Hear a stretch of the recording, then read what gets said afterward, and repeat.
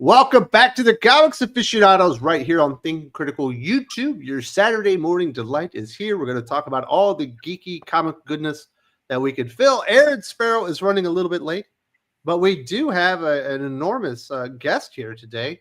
Mr. Joe Casey, we just had an interview this week. You had Weapon X-Men drop this week. You got Johnny Quest going on right now. Also, we're getting, what is it, Youngblood #1 Deluxe? Yeah, it's all happening, man. It's all happening. Well, congratulations. What's going on? How was the reception to Weapon X-Men? It seems like pretty good, you know. I'm still kind of in the middle of it. We got Comics Pro going on in LA this week, so I've been kind of making the rounds there, but it's been good. It's been good. It's always weird when a comic comes out. It's like, for me, it's like the final stage of something that's been going on, in this case, about 2 years. So it's a little strange that things are actually out in print for people to see, and I'm sort of all the way down the line. I'm putting the finishing touches on, future issues and seeing the production on every subsequent issue. So I'm still in it, man. Yeah, it's crazy. That's like, as a comic book YouTuber, I really despise Comics Pro and San Diego Comic-Con. They got like 2 months worth of news and they drop it in 2 days, and then you don't hear nothing for 2 months. Well, I think news is always in the eye of the beholder. You know, they do drop information. I don't know if it's yeah, but it was like, wow, I've got like 9 things I have to cover in the next 4 days. But I wish they'd spread the wealth out a little bit. So you were at Comics Pro? I was sort of the after hours things. Oh, you're there for networking and stuff. Well, I mean, if you can call it that. I mean, I was there. I mean, a lot of friends there because it's LA. There's a lot of professionals and other creators that showed up for the after party events and the BarCon stuff. So that was kind of what I was there for. Very nice. So you're a big fan of LA and Comics Pro being there this year? Well, it's certainly convenient, you know. So were there any big announcements or any kind of talk behind the scenes that you can make us aware of that we need to know about as far as the future comic books? Well, I mean, I think that it being a retailer-centric event is very cool, and being able to talk to a lot of those guys in one place at one time. I mean, retailers are, they're doing the Lord's work. They're on the front lines of our industry, and so just to be able to shake their hand and say, hey, man, I appreciate what you do and keep doing it. And I know the odds are stacked against you, but, creators, we appreciate what you do and how you do it and how diligent you guys are. And that's the gratifying part of the whole Comics Pro experience for me. So talking to the retailers, is there a general feeling? Are people becoming more optimistic? We do have the Ultimate line doing well at Marvel. We got the Absolute line doing well at DC. The Energon universe doing well in the indie scene. Ghost Machine seems to be coming up. Is there a feeling of optimism right now? Or are people pessimistic? What are retailers feeling like? Just, with your encounters with them. I don't know if I would use the word optimistic. I would use the term, I don't know what term I would use, but not pessimistic either. I mean, cautious. This is a business for these guys. So these You're guys a writer, Joe. You needed the thesaurus. You need mine. Well, I'm going on 24 hours awake, but so you were saying that. Yeah. But they want to do their business better, and they want to do their business to the best of their ability, and so they're looking for ways to do that, and I think that's why they're there. So it's not about optimism or pessimism, but it's about nose to the grindstone kind of thing. They want to do the best job they can. They want to they want to be they don't want to be taken advantage of. They want to service their customers. I mean, they're businessmen. Mm-hmm. They're there to do business, and I really respect that. So it's like best practices and, hey, what's working right now? Where's the market moving? What were we doing 2 years ago that's not really effective in certain markets type of thing? Yeah, these guys are comparing notes with each other and seeing where everybody's at with certain things. And, look, everybody has their gripes. Everybody has their, bitching and moaning they can do. But that's, we could all do that. But I felt like for the most part, I think because also it's the first year that it's in LA and it's, these guys are coming in and it's a good time and it's a good time to socialize and things like that. So the vibe was strong. I don't know how everybody will feel when it's all over, by the end of today, because it's kind of a slog, these all day, every day. I mean, it's a con for retailers basically, but it's a working con, Yeah, I had to go to the Amos convention in Maui, and you're like, oh, I'm going to basically paradise. This is going to be great, and then you get there and you realize, wait, this is a business trip, and I'm having to sit through panels on people explaining their experiments with telescopes, and get a little dry. Yeah. I mean, the Comics Pro is a little bit livelier, and there's a little bit more entertainment value to what they do and some of the presentations. But yeah, I mean, people are here to make things better and make their businesses run better. And so, hopefully, some good will come out of these 3 days here. What was the response to the big announcement? I haven't even covered it on the channel because it actually happened after I went to sleep, that Marvel and DC are going to collaborate again. Marvel's going to produce a Marvel DC book, and DC's going to produce a DC Marvel book. That was pretty cool. I think from what I gathered, the response was what it should be, which is hopefully this will make us money. Yeah. Hopefully this is something we can sell, And it's funny. I mean, we're because of the movies and things like that, we're in this era where people know about Marvel and DC, but they don't necessarily know. I mean, I can't tell you how many civilians still to this day will ask me, is Superman DC or Marvel? Is Spider-Man DC or Marvel? So the fact that they cross over, to me, that's still a very comic book market centric event. My wife has stuff like that all the time. She's like, yeah, I really like it when Spider-Man and Superman get together. I was like, come on, you can't be doing it.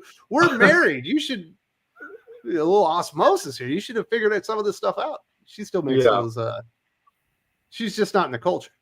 Yeah. So hopefully, I think retailers were kind of psyched that, okay, it's something that's going to sell. And on the business side, they look at it and they go, okay, if it's DC and Marvel working together, maybe that's double the marketing. Maybe that'll be double the awareness, which would, I guess benefit them. The state of comic book marketing as it is pretty piss poor. So, I don't know if two wrongs might not make a right, but again, they'll lean into the optimism of it at first. And then, they've also got the reprints of the past collaborations, and this will put more spotlight on that. Maybe people go pick up the amalgam stuff as well. Sure. And it all depends on who's doing them too, because it's going to be hard in the history of these crossovers to compete with things like, Chris Claremont and Walt Simonson doing X-Men Titans, and Busiek and Perez doing JLA Avengers. I mean, it's a high bar. Jerry Conway, Spider-Man, Superman. That's good stuff. Yeah, definitely. But we'll see what happens. Fingers crossed. Absolutely. Well, I do appreciate a perspective on what's going on with Comics Pro and all that stuff, and I do appreciate you showing up. And we do have a couple other people. We've got Mr. Gabe Hernandez from Comical Opinions and Weird Science. How you doing, Gabe? I'm fantastic. How are you? I'm happy to talk about comics, talk about a little bit about Comics Pro, and hopefully we're going to get some stimulating, interesting conversation out of it. Were you super excited for a Marvel DC crossover going both ways? Excited is not the word I would use. I would say I'm curious. We'll see how it goes.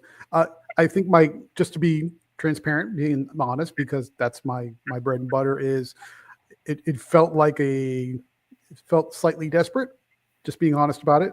It felt like they were just trying to grab at anything that would get some momentum, get some energy spiked up. Now the proof is in the pudding. If it's a great comic or series of comics or however they release it, then fantastic. If not, then it's my job to let them know, and we'll see how it turns out. I also have a cynical nature about me. And a couple of years ago, someone asked me, what would it take for Marvel or DC to get back together and do another crossover? I was like, oh, I think they both have to be equally desperate, and they would probably want to work together. Because if Marvel was feeling great and DC was desperate, DC would do it, Marvel wouldn't. But if DC was doing great and Marvel was desperate, DC wouldn't want to do it. I was like, they probably might need to both be desperate. That's a very cynical outlook. Rock bottom. Yeah, if we look at the ICV2 and those comic run numbers are not anything you want to hang your head on, but it's at least a comparative trend of how different titles are doing against each other. I mean, Marvel's still been the dominant force for, I don't know, however many years, 1, 2, 3 years. Now DC has made some inroads with Absolute and the more All like In 40 initiative. years. Yeah, well, I mean, yeah.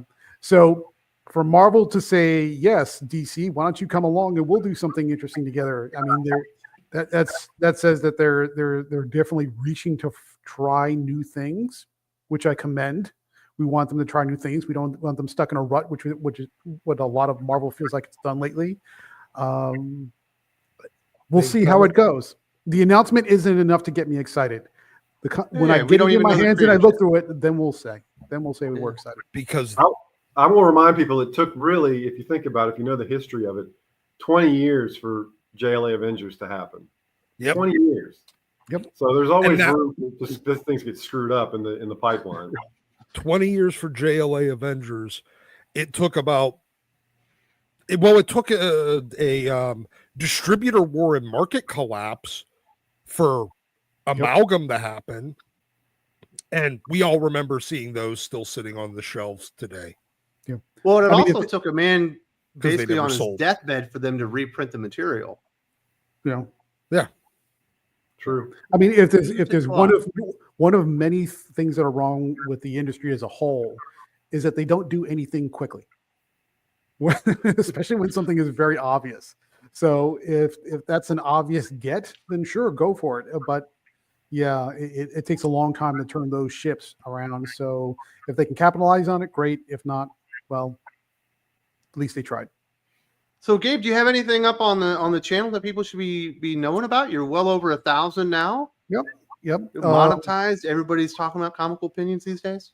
Yeah, as they should. Of course, all that effort, it's got to go somewhere. So, channel's growing, website, all the socials. One thing I do want to bring up, it's a little bit early. I haven't quite got all the details in, but there is something. We are going to launch a new tier on our newsletter. So if you follow us on Substack, we publish a newsletter every Monday morning, comes out, has all the links to all the reviews and a little op-ed that I personally write, and all those things are going on. We're going to launch a new tier here probably in about a month or so, where we're going to take, among other things, we're going to take the worst comic that we can find for the previous month, and we're going to rewrite the story to make it better. Fix it. I don't think Dazzler came out this week. Well, no, Dazzler's done. It was already until Jason Lowe comes back with the next miniseries, which is coming up in a couple months. So that is coming back. So we're tentatively called Fix It Friday. So we're going to have a special tier that's VIP tier. It's going to have a Fix It Friday. We're going to rewrite a bad comic and hopefully make it good. We're going to spotlight some indie titles that people may not have heard about to kind of make it more interesting and to kind of say, well, people say there are no good comics out there anymore. Well, we're going to find some good comics for you. So you can't complain that you can't find some good comics. And maybe we're going to do some live Q&As to go along with that. So it's a VIP tier. It's not the free tier, but I'm putting the details together and hopefully people are going to love it. And if you're not following us, please do so on the Comical Opinions, either on Twitter or just go to Comical Opinions /newsletter, sign up.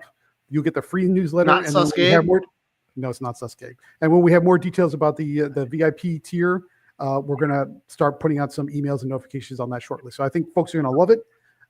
And hopefully we'll get some value out of it and have a lot of fun. And it just occurred to me this morning, I hadn't thought about it before, but if we can get maybe some guest writers to come in and do their own version of Fix It Friday, I think that could be a lot of fun as well. So we'll see how that goes. Like, what if Daniel Warren Johnson rewrote the failsafe arc for Batman? What would that look like?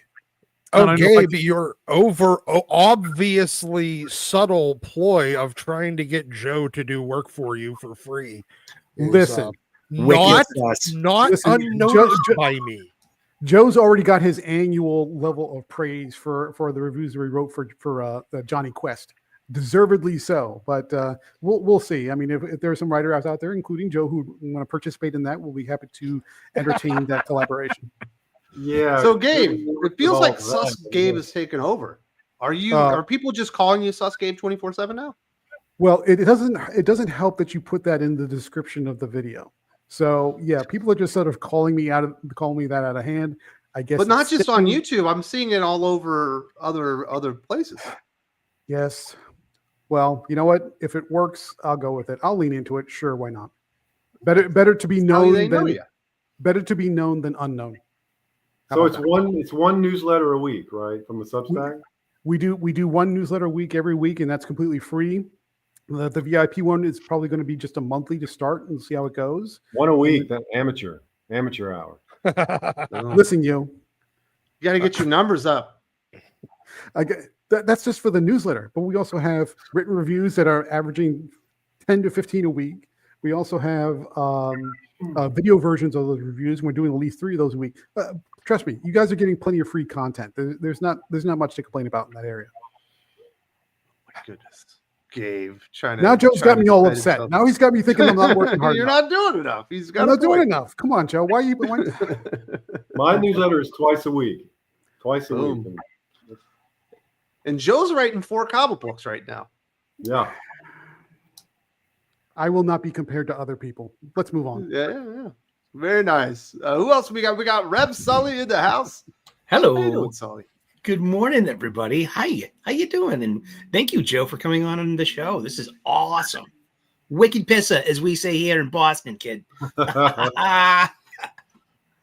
Very nice. Well, what's going on with you, Sully? You got any videos? You got any cooking recipes that you want people to know about? You combine the culinary arts with the comic arts. I love it. I am a professional chef. I have a YouTube channel that you can drop by. I got a playlist for that. I can make you a better home cook with some professional cooking hacks. So you're going to make delicious, nutritious, and beautiful food that's good for you and your family, and on a budget too. Who can afford to, the price of eggs these days and butter? How can you afford to eat out every night? No, eat at home.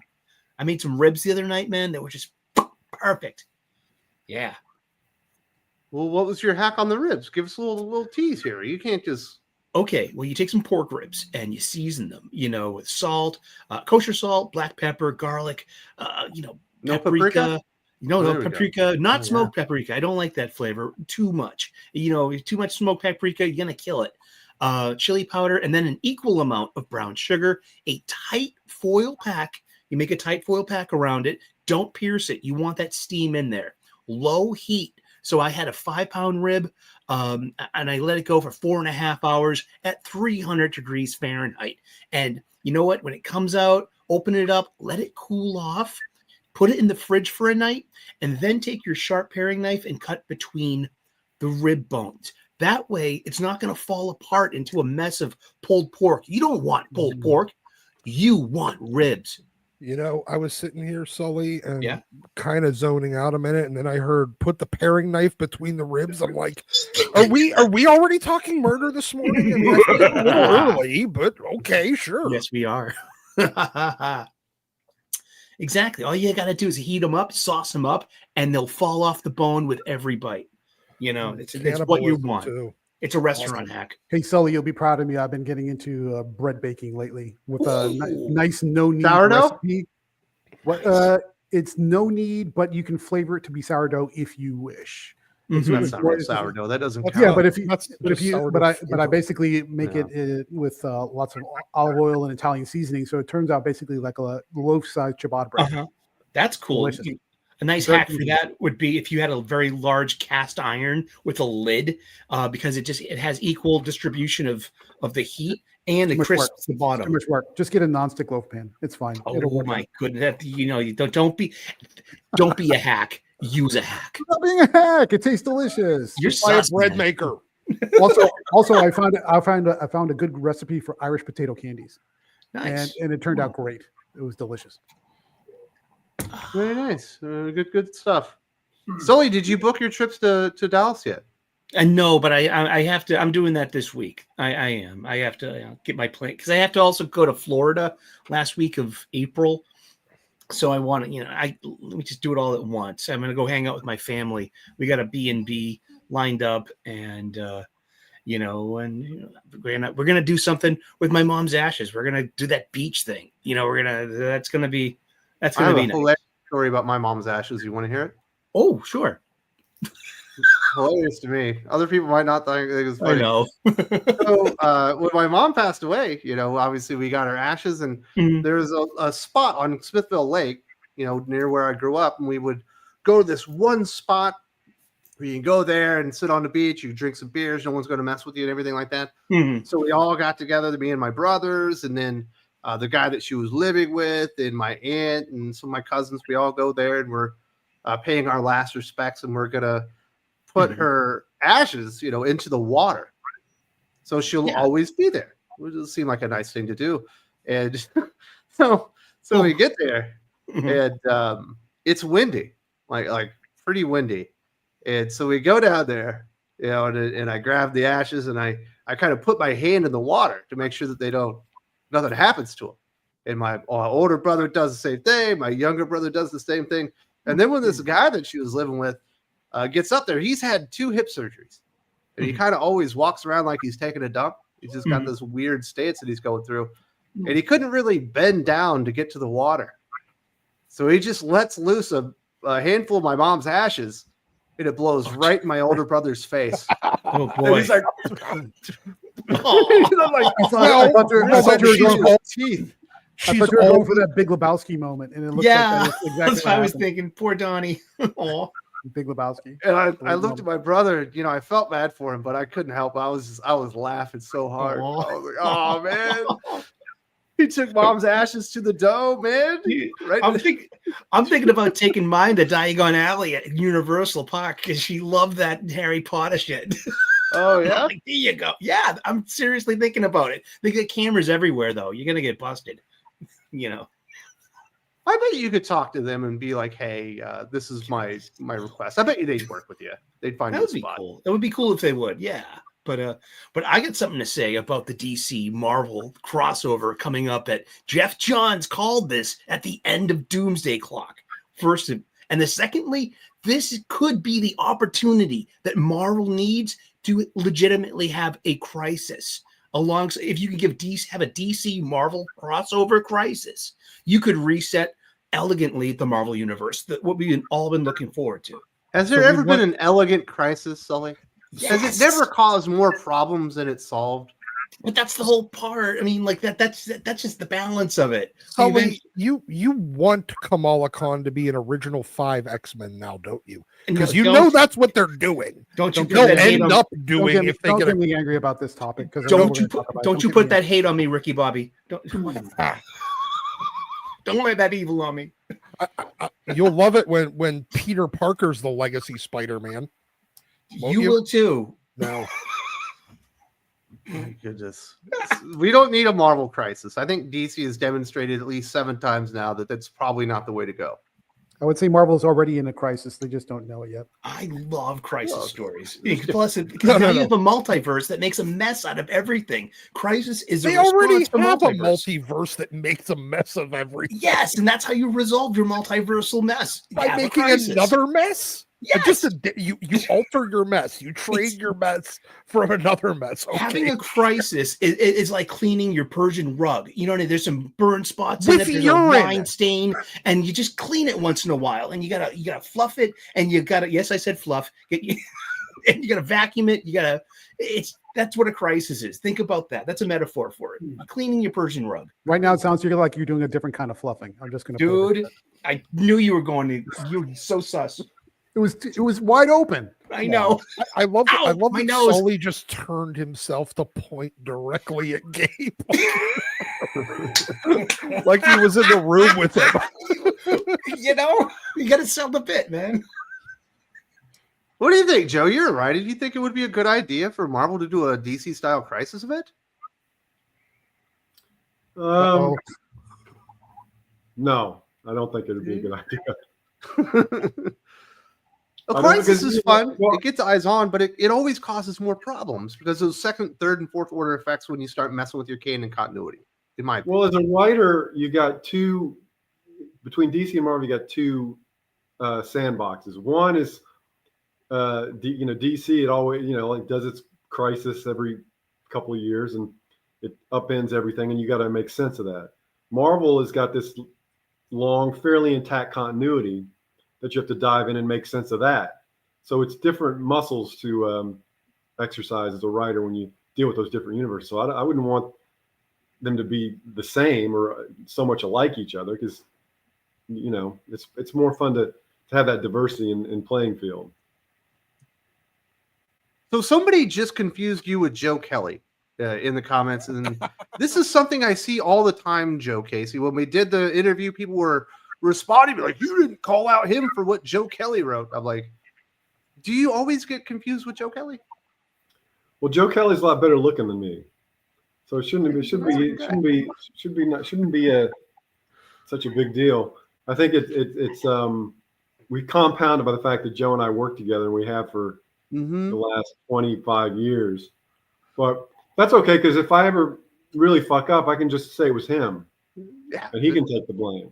And if he does something great, people confuse him for me. I can take that credit, so it works out.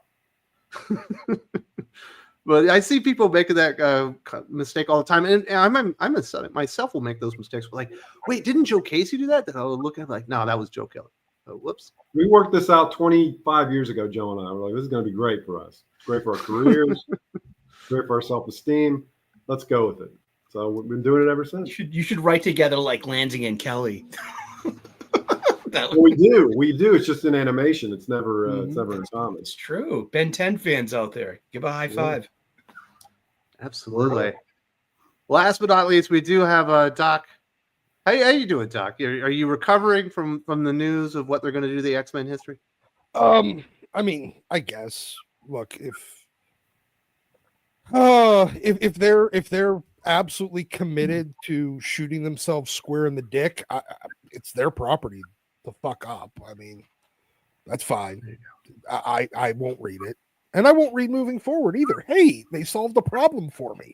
I mean, granted, they had already solved that problem a little while ago, because I just bought the first X-Men comic that I bought in 2 years yesterday, because I bought Weapon X-Men, because it was one of the few things that could actually get me to buy a modern X-Men comic. But haven't had an opportunity to read it yet. Just bought it last night.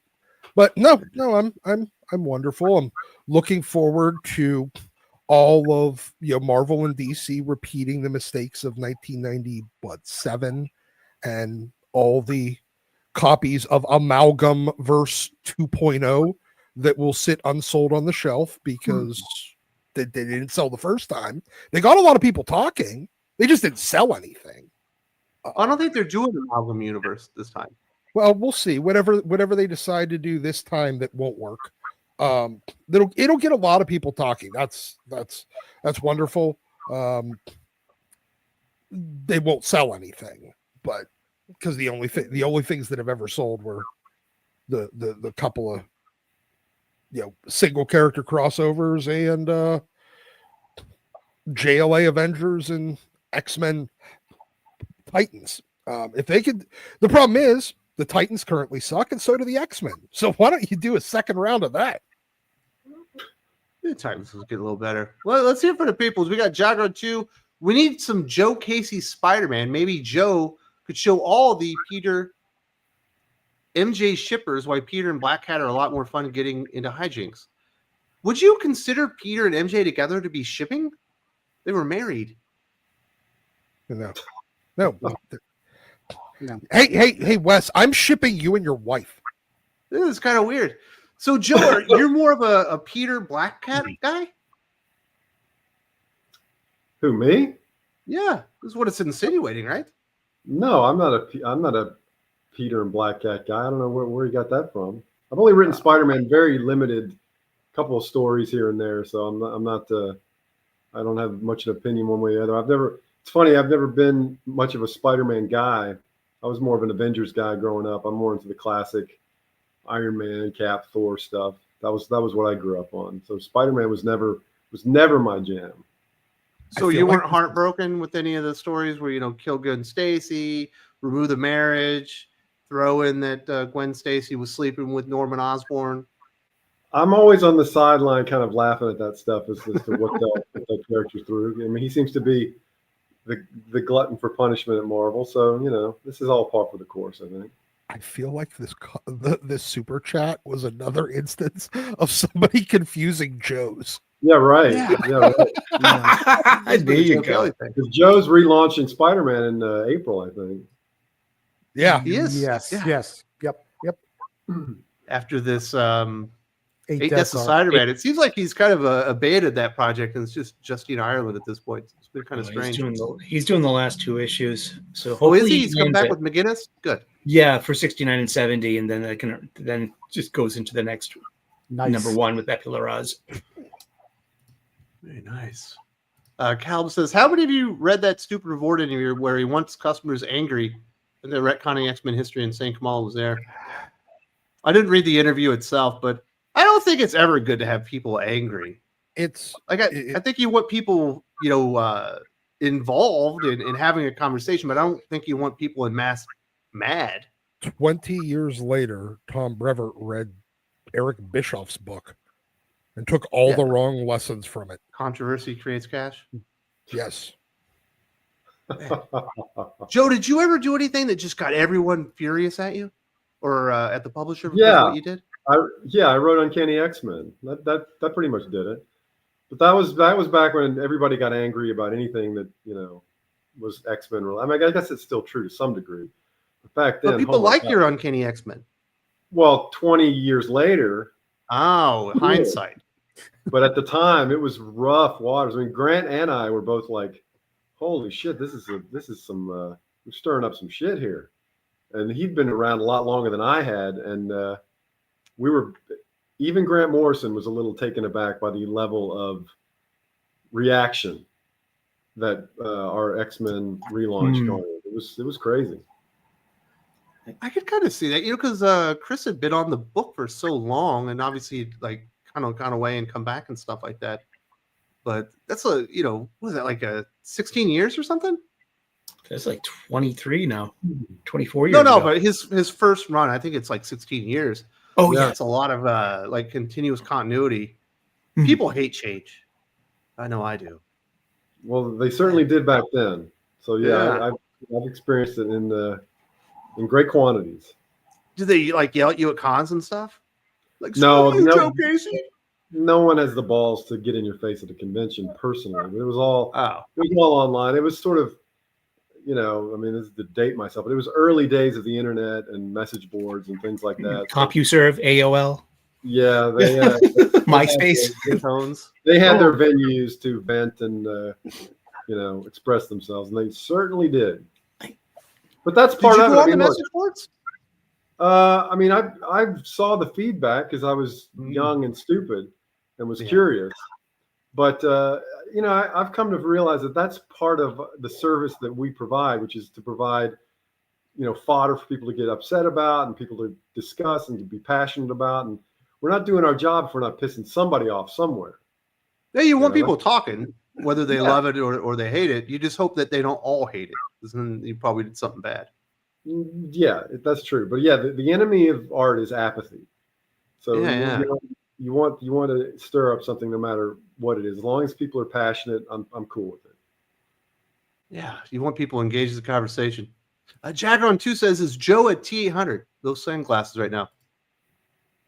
Come with me if you want to live. Oh boy. Joe Casey's so cool. He's a sunglasses indoors kind of guy, right? Well, look at this. The sun is blazing through my window here. Exactly.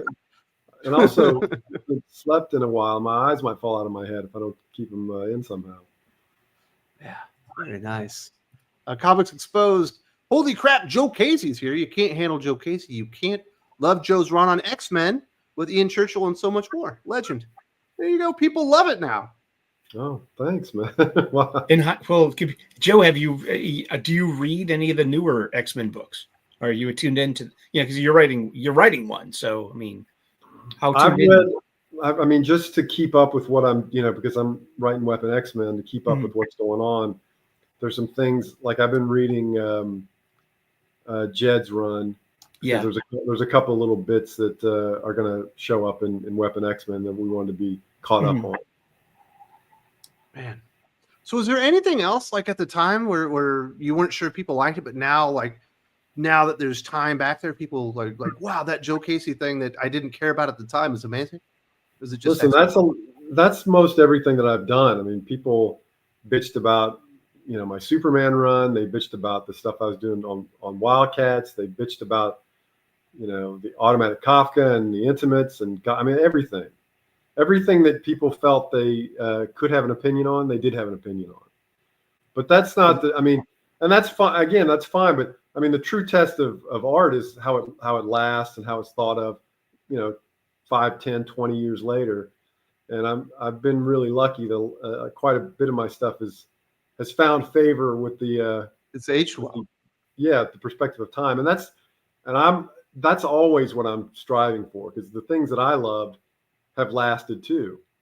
So that's what you're always going for. I mean, I've been sort of bubbling under the surface of cult status for 20-something years now, and that's a much more comfortable place to be than to be number one for a period of time and then gone forever. Mine, why no one even remembers you. Well, or doesn't care to remember you. Yeah. They've had enough of you. You burned bright and you burned out. And was there any book when you were a kid that where you're like, man, this is really terrible? Then when you revisit it later, you really like it, like an Avengers 300 or something? No, not that one. The things, some things have aged well. I find it kind of ebbs and flows for me. Recently, I've been going back and reading some stuff that was like DC in the late 80s. There was a run that, like John Ostrander did a run on Firestorm. That Firestorm, yeah, was really cool and really kind of progressive at the time. And when it was coming out, I remember liking it, but other things overshadowed it, obviously. But I've gone back and stuff like that. I like to go back and check out and see if it holds up, and that it does hold up. It's got its moments of it's of its time and place, but now I can see some of the ambition involved. And that's the stuff I appreciate. When somebody took a big swing, that stuff always is interesting to go back and look at, and it does hold up. I mean, Ostrander's, he's a legend right there. Oh, he did like the most influential Spectre story ever too, right? Really pushing the envelope with that character. Yep. And you wouldn't be able to do what he did with Spectre back then today. It wouldn't be allowed. No, probably not. Well, a lot of things you could do back in the day, you probably wouldn't be allowed to do anymore. Absolutely. I don't know. You blew my socks off on your Team 7 book on Image recently. That like you had your bad guy killed the hooker in such a gruesome way. I was like, how did you get this green lit in 2024? Wow, you impressed the hell out of me with that. Well, don't think I didn't hear about it. But again, that's fine. That's fine. I'm going to do what I'm going to do anyway. Very nice. Jagged says, I'm so ready for murderous Gwen Stacy. Woo. Weird turn. This is strange. That's what all of us have wanted. For years, we want Gwen Stacy going on a murder rampage. She's going to be the Jason Todd of the Marvel Universe. We've already got that. His name is the Winter Soldier. she'll be the blonde hood. Very, very, very, very similar character. Comic book muscle. Elevator pitch. Let's say Marvel DC wants to do new crossover and approach. Casey, what Marvel DC characters and artists would you like to work with? Now, I imagine you don't want to get into the details. You don't want to give Marvel and DC stories they didn't pay for. But are there some people or characters that would really be in your warehouse if you were approached about doing a crossover? Oh man, I've never in my life ever even mused about that. I've never even thought, what would I do if I could cross characters over? I you know what? I don't have an answer. I could make something up, but then I'd be writing. What I mean? Yeah, exactly. You don't want to be giving away the ideas. How about Cable versus Superman? That'd be kind of cool. That's interesting. I think my big question would be, out of all the artists that you haven't had the opportunity to work with, who would it be that you think, that's the guy or girl that I would love to do a project with? Well, it's interesting, Doc, because when I think about who I would love to work with, like who I would imagine when I write stuff, who I'd imagine in an ideal world drawing it, those guys are all passed on now. They're all dead, unfortunately. I think the one guy that, I mean, we're friends and we've talked about working together before, is Brian Hitch. He's like the top for me. You know, the guy changed comics in his own way, and he's a super nice guy, and he really can draw anything and doesn't shy away from drawing everything. So I mean, that's the guy I'd want to work with, I think. Yeah, he's doing a really good on Redcoat, but Yeah. I don't think people even realize like all the things that he influenced, obviously with the widescreen, way that he presented comic books back in Wildstorm, but even the work he did on the Ultimates, that's the Captain America. That's like the best suit that he had in the movies. Like that was the best design maybe that he ever had. Yeah. Wes, you and I talked about this. I don't think there'd be an MCU as we know it without Brian Hitch. I don't think there's an MCU without Wildstorm basically finding a bunch of talent that Marvel eventually, poached. Yeah, which we also, it's funny to note that all of us who were working at Wildstorm at that little period had all worked for Marvel in the 90s. Yep. Me and Warren and Brian and Cassidy, and we'd all started really doing Marvel stuff. Yeah. Nice. Then Doc says Joe wears sunglasses at night because the sun never sets on a badass. Bam. All right, I'll go. Are you the ultimate badass in comic books, Joe? Maybe. No, I am not. No, I am not. Trust me. No, I think that's HH. That's a good one. Yeah, I mean, he's an MMA fighter. I thought it was Tim Sheridan, but No, definitely HH. Brian, hey, Joe, your Mr. Majestic issue where he sees a movie with Ladytron, one of the best stories ever told. How would you fix the Wildstorm universe? You'd make it not its own universe. It's beyond fixing those characters. Oh, I got it. Well, again, Wes, you and I talked about this in our talk. The only way the Wildstorm characters work in the DC universe is if they're villains. Even I wouldn't want to see that. So let's just let it go, let it lie, let it be. You wouldn't like to see like a Wildstorm 2.0 universe where they go back and kind of reboot it at its own thing, not associated with anything DC. That's its own Earth, its own universe. A lot of work. But are you going to do it better than the first time? I don't think you can. Right. It was. I mean, that was a moment in time that will never happen again. It was just the perfect circumstances, the perfect point in comic book history to make that stuff happen. It's just best to do something new. Yes, it would be sad to go back and try and recreate that because you never are going to. Again, there's so many of those guys that are either passed away or not working in comics, unfortunately, and just couldn't do it. Wraith X7. I got to give Joe Casey props for his Avengers Earth's Mightiest Hero miniseries and the couple of stories he wrote featuring Clown from the Circus of Crime. Nice that there's a Clown fan out there. I like to see that. Man, I don't even remember that. Well, I did this. I used to, when I was back in the day when I was writing a lot for Marvel, I would sort of feel like I had my own continuity going on, and I would take characters. So the Casey, the Clown, the Clown was a guy from the Circus of Crime, the Ringmaster Circus of Crime, and I just thought I was always looking for characters that, in their own way, were iconic, were an iconic visual, and a clown is an iconic visual no matter what, whether it's in movies or TV or comics or whatever.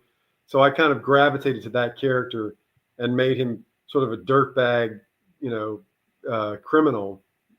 And I used him in Deathlock. I used him in Zodiac. I just, I had a good time with him. I had my way with the Clown.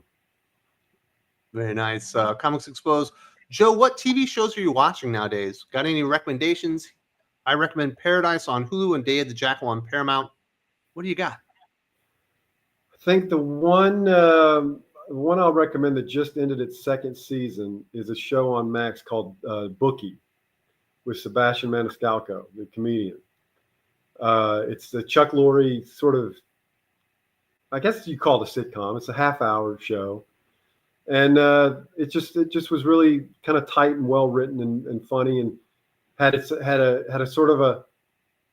It was an episodic show, so it had a sort of a continuity. It wasn't just these. It wasn't a typical sitcom. It was a long form narrative, just broken up into sitcom sized chunks.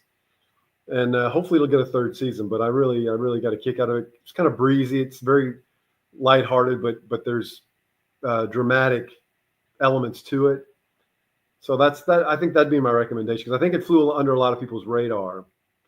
And the other one that I just started getting into was Landman on Paramount. Oh, that is Billy such Bob a good Thornton. show. Yeah, cool show. I'm just a couple episodes in right now, but it's kind of everything I want out of that kind of a show. The cast is stellar, and the writing is great. So that's another one I'd recommend. Did you get to watch The Penguin? I thought that was the best like comic book streaming show since Daredevil season 2. I did watch The Penguin. I watched it from an ironic distance, I got to say, because I'm a fan of this stuff. I'm a fan of this genre splicing where they take a superhero show and say, we're going to do it as a crime show, or we're going to do it, we're going to do a superhero movie as a political conspiracy thriller or whatever. I dig that. So The Penguin was very much a, mob show, crime show. And it worked. It worked. And I got to say, I mean, you forget that it's Colin Farrell and all that makeup. And it's that alone was amazing. My wife didn't believe me. Yeah. I mean, if he doesn't get, nominated or wins, I mean, it's a crime because he just, that was unbelievable. Are you excited for the Daredevil Born Again series? Did you like that on Netflix? I'll watch it. I mean, I don't know how excited I am because, I think we've sort of been there, done that. I mean, these kind of things, when they bring them back, your hope is they don't screw it up, but I doubt. And the other thing is, I'm such a fan of the Frank Miller Daredevil that nothing touches that, in any medium. So you can watch something like the Netflix show and you go, oh, wow, that's cool. It's kind of, they're going for it. But to me, they'll never get there. I mean, it's just the bar is too high. I'm just too big of a Miller fan to think that it's going to even come close, Do you think that's the best comic run ever? Frank Miller Daredevil? It's one of them. It's definitely one of them. And in terms of like somebody coming out of nowhere and taking a sort of a moribund character that was probably on the verge of cancellation, a turnaround like that, you don't see that anymore. That was a total, snowflake back then. I mean, and it was of a period where you'd see that happen every so often with Miller on Daredevil, Alan Moore on Swamp Thing, Simonson on Thor, where somebody comes in and just takes over and owns a character and changes them forever, really puts their mark on not only that character, but on comic books in general. That doesn't happen very often anymore, if ever. Yeah. Real Black Guy says, your boy Zach is really coming at you lately. Who, me? What did I do to Richard? Me. I'll take your word for it. I don't really pay attention to any of that I stuff watch a anymore. shitload I just of kind Zach. of trying to do my own stuff. I don't feel that. I think he goes after lots of other people. I mean, yeah, I don't smell I that don't way. care. Personally. It doesn't do anything for me. I just kind of do my own thing and try to stay out of everybody else's way, I guess. But that's fine. Not everyone has to like me. Nerd. Here's a question for everyone. What are the most obscure villains in Spider-Man's Rogues Gallery that you think should be revived and used for Miles? Oh, so you're going to give him more hand-me-downs? Hand-me-down Spider-Man needs more hand-me-downs. Okay. Give him Armadillo. Armadillo's cool. I like Armadillo. Or the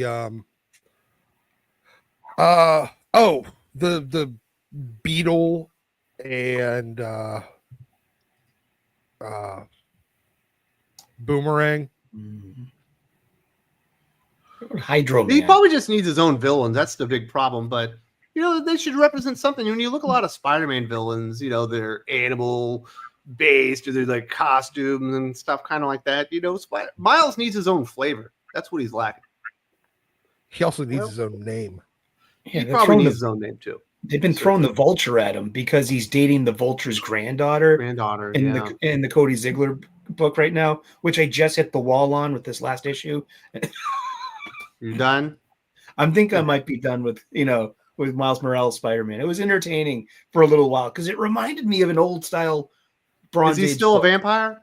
Kinda.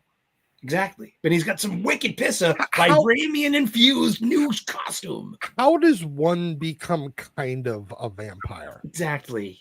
You got to be reading it, man. Well, vampires in the Marvel universe are now immune from Sunlight sunlight as and a few well. other Yeah. things. So they're like vampires without the weaknesses. So do they still have to drink blood? Yes. Yes. Yes. And Okay, he's in but control of vampire. he's in control of himself. Yes. Like Blade. Yeah. Sort of. More like Angel from the TV show. He's a vampire, but he still has his soul. Or something like that. Ooh, that's a good one.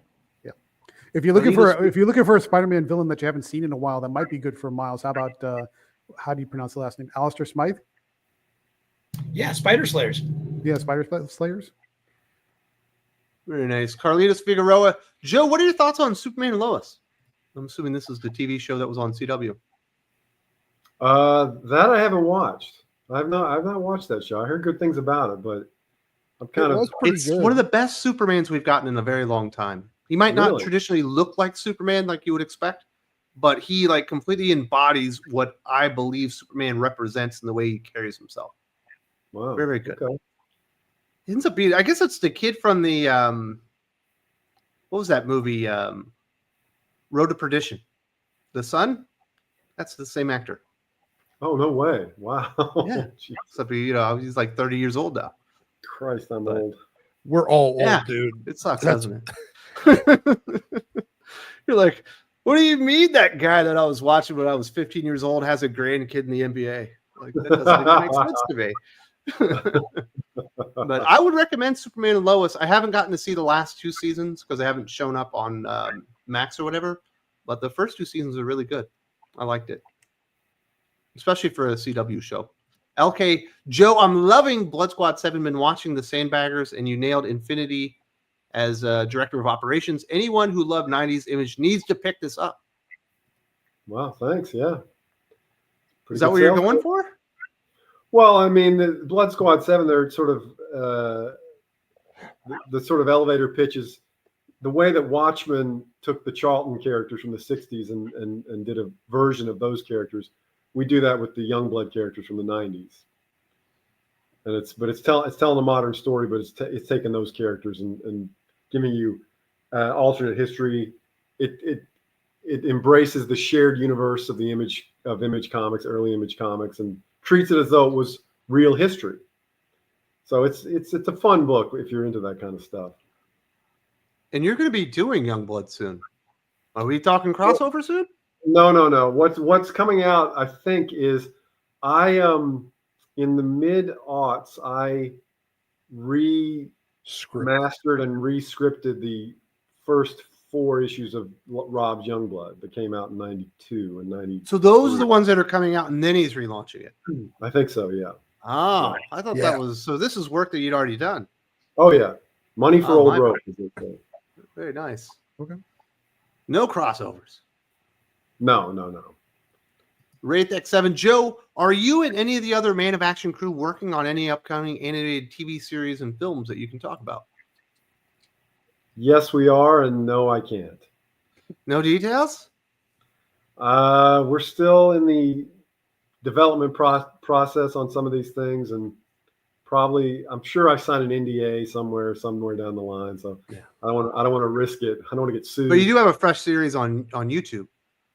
Yes, we do. Yeah, the Hello Neighbor series is on YouTube as we speak, and that's based on the video game. Very cool. Nerd, I don't consider it hand-me-down simply because they did it for Batman Beyond, and it worked because they refined the villains. It seemed like new. Well, they also did the same thing with Spider-Man 2099, essentially, but those are in far-flung versions of the futures. They are, and it's not the original villain. It's just another legacy version of them. It's a little different. But whereas with Miles, they're literally giving him Spider-Man's leftover villains.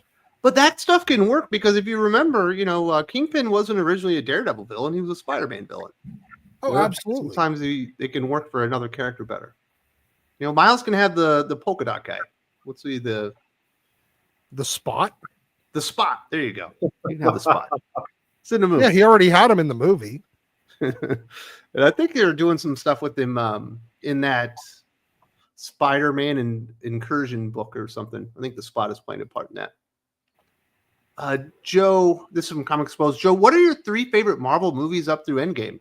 Nothing after that counts. Winter Soldier has to be one of them. It's his favorite. Well, I hate to disappoint the guy.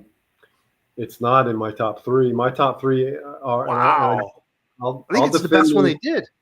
I'll defend these to the death. In order of release: Iron Man 2, Avengers: Age of Ultron, Captain America: Civil War. Wow, 2 of them ones that I don't think are all that good. Well, the reason I like those in particular is because to me they are the most like reading a comic book. They are, and that includes their flaws as movies, because comic books are sometimes all over the map. Even great comic books are all over the map. They're scattershot in what's good about them. And that's those 3 movies felt the most like, let's throw a bunch of shit at the wall and see what sticks, kind of comic book stuff, So that's why I love them. No, I didn't like I thought Demon in a Bottle should have been so much cooler or done. It felt so much more important than Iron Man 2. Well, they tried. People have seen like the deleted scenes. The first scene of Iron Man, he's fucking hugging the porcelain throne there. Mhm. So they were trying to go for it, but as things get developed and refined, I guess they decided that was a little too harsh for the kiddies. What did you think of the portrayal of Whiplash?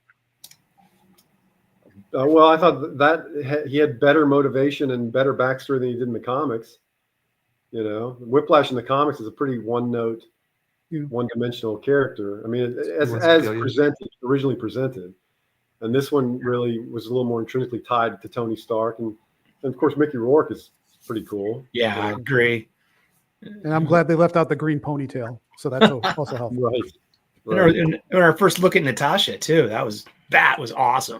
I mean, I know those movies, especially Iron Man 2 and Avengers Age of Ultron, get shit on a lot, which I understand, but it's just, for me, they totally do it for me. Iron Man 2 gets really shit on, and but it had, if you're an Iron Man fan, it had Whiplash, had Justin Hammer. I mean, it had the Black Widow. It had all these things right out of the comics. So that, I mean, it really scratched my itch. And I also have a kind of a bias for Iron Man 2, because when I was doing a comic that was supposed to tie the 2 movies together. It was like a story that took place between Iron Man 1 and 2. And I collaborated with the writer of Iron Man 2, Justin Theroux, who's also now a big actor. So that was very cool. But as part of the prep for that project, I went down to El Segundo, where Marvel Studios was at the time, and read the Iron Man 2 script. It was before the movie came out. And I read it and I was like, I can't believe they're going for it. I can't believe they're doing this, It felt like both of those movies felt like the most serialized, where it was a movie, but like a serialized show. Yeah. Because that's, I think, the bad rap that they get. Like, oh, well, Iron Man 2 is nothing but a 2-hour-long trailer for Avengers. No, well, yeah, but also, yeah, that's fine, because it's directly carrying you the same way that a good comic book does from issue to issue. Yeah, and I think if you compare with kind of the more current Marvel movie output, you'll see those movies stand up as their own movies a lot better than maybe you remember them. Not Thor 2. Well, Still sucks. Okay, I'll maybe give you that one.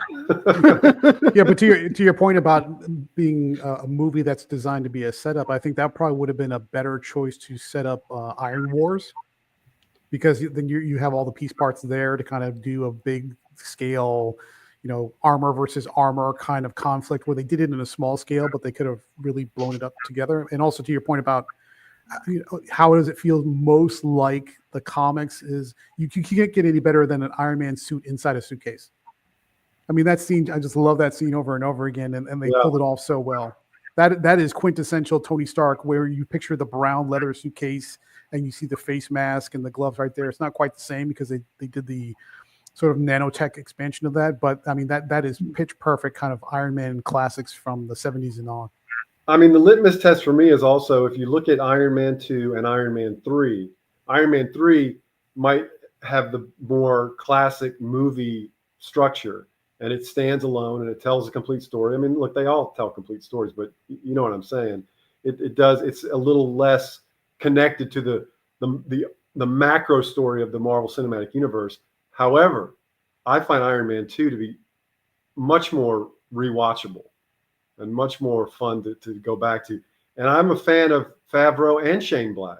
I love Shane Black movies, but I would rewatch Iron Man 2 over Iron Man 3 in a New York minute. Would you rewatch The Predator over Iron Man 3? No, I wouldn't. Come on, man. Don't do that. That's not fair. I love Shane Black, but that one was... That's not fair. We need a precocious kid and around Christmas time.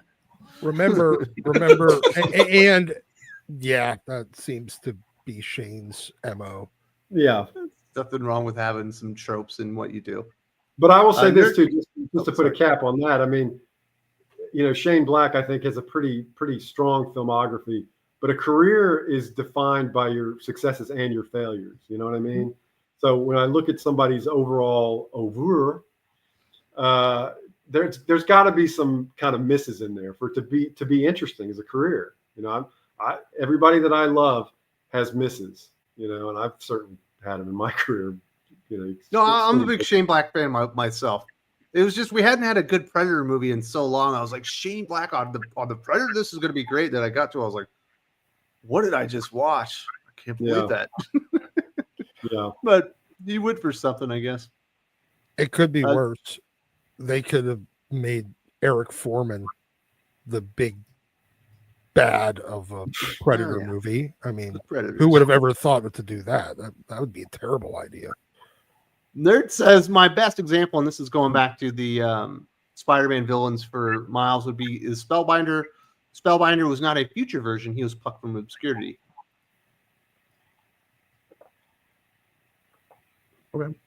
Okay. I'm not sure. I get that. No, very good. Thank you for the point, sir. We appreciate it. I guess we should get into this. We do have a new creative team on Batman. DC announced it at Comics Pro. And I felt like this one was totally out of left field. I did not see Matt Fraction arriving at DC. It's not even really returning. He's only done the one miniseries. It was the Jimmy Olsen, Superman's Best Pal series. But he's going to be on there. Jorge Jimenez is sticking around. But Sully, I know you got to be with me on this one. When they showed the new look, and it's the gray and bright blue and incorporating some of the older elements into it, I thought it looked amazing. Yeah, I love the design of the new suit. I think it could use a yellow border around the black bat to kind of evoke the old, oval logo. I love that. Oh, that was a Carmen Infantino design. I mean, just there's nothing more iconic that they still use that on branding and stuff, and they've, so it's it leads the utility belt, those two little pods like right at his gut. Doesn't it hurt when he bends over? Come on, man. I ain't buying that part. But everything else looks great. I always love a new Batmobile. And let's see his take on Gotham, too. I mean, you have the Tim Burton Gotham. You have the Schumacher Gotham. They're just the same city, and we accept this. So I love the designs. I love seeing maps of Gotham. That's pretty cool, too. But but Fraction, I'd be more happier to see him continue Casanova. This was in his original thing he had on Image, in Icon Comics years ago, and he never finished it. And it's been literally several years since his last installment of that. And so I'm like, all right, well, have fun with Batman, but I'm really waiting for Matt Fraction to complete Casanova. I hope he does a good job. He's a good writer, I think. I mean, Fraction is fine. He hasn't really been doing much in comics in the last few years. I think he and his wife had some development deal for a little while. Yeah, I mean, maybe it didn't go anywhere. That's what's holding up Casanova, because he did that with Fabio Moon and Gabriel Ba, these twin brothers from Brazil. Beautiful comic book. It's a spy's tale. It's ultra sexy, ultra cool. Maybe it was so sexy that it hit the wall in 2017 with the whole objectification thing. And and maybe Milkfed did do one of those development deals that you can't produce your own stuff because it's going to be someone else's property for a certain amount of time. I don't know. I'm just a reader. These things go over my head. Your contracts and your like. I mean, I think it was kind of inevitable. I'm still betting that he had to meet the obligation for Kelly to get that Wonder World hysterectomy book. Sorry, it's a long-standing joke. I'm with you on the Wonder Woman. I think that volume is better because of the art, not because of the writing. So yeah. I think it gets a lot of praise, but it gets praise in one particular direction rather than all directions. So your joke is well taken. But at the same time, I think it was inevitable that he was going to end up back or going over to DC. Honestly, I think he needs to remind people that he exists, considering that, again, he's been essentially out of comics for a good number of years now. And I think it's a mistake to relaunch Batman with another number one. Granted, I'm still pretty certain that's the only way Matt Fraction can get a sale, but that's beside the point. No, I think it's a perfectly acceptable. Oh, wait, hold on. Is he going to do what he did to Iron Man 2, where he ends up with a secret brother? They've already been hinting at secret brother, secret sister on Batman. How many of those? Oh, he has a secret brother or sister. Literally, the last issue was about a secret brother. I know, but and then they were doing it a couple of years ago too, when they first introduced Ghostmaker. Yeah, and Scott Snyder did that too in Court of Owls with Lincoln March. Yeah. Where they hint at it, but it turns out it's not. Well, considering that Fraction already did that once on Iron Man, wouldn't shock me to see him try it again, this time on Batman. And this time it won't be a false start. They'll actually do it. But I was wrong when I predicted that Jason Aaron was going to change, since he's so predictable, to change that, Batman's parents were killed by an alien. In Offworld, I was incorrect on that. But it wouldn't shock me to see it. But look, I mean, Fraction's a perfectly good writer. Bring him in, and again, I think it's who's the artist that he's going with? Jimenez. Yeah.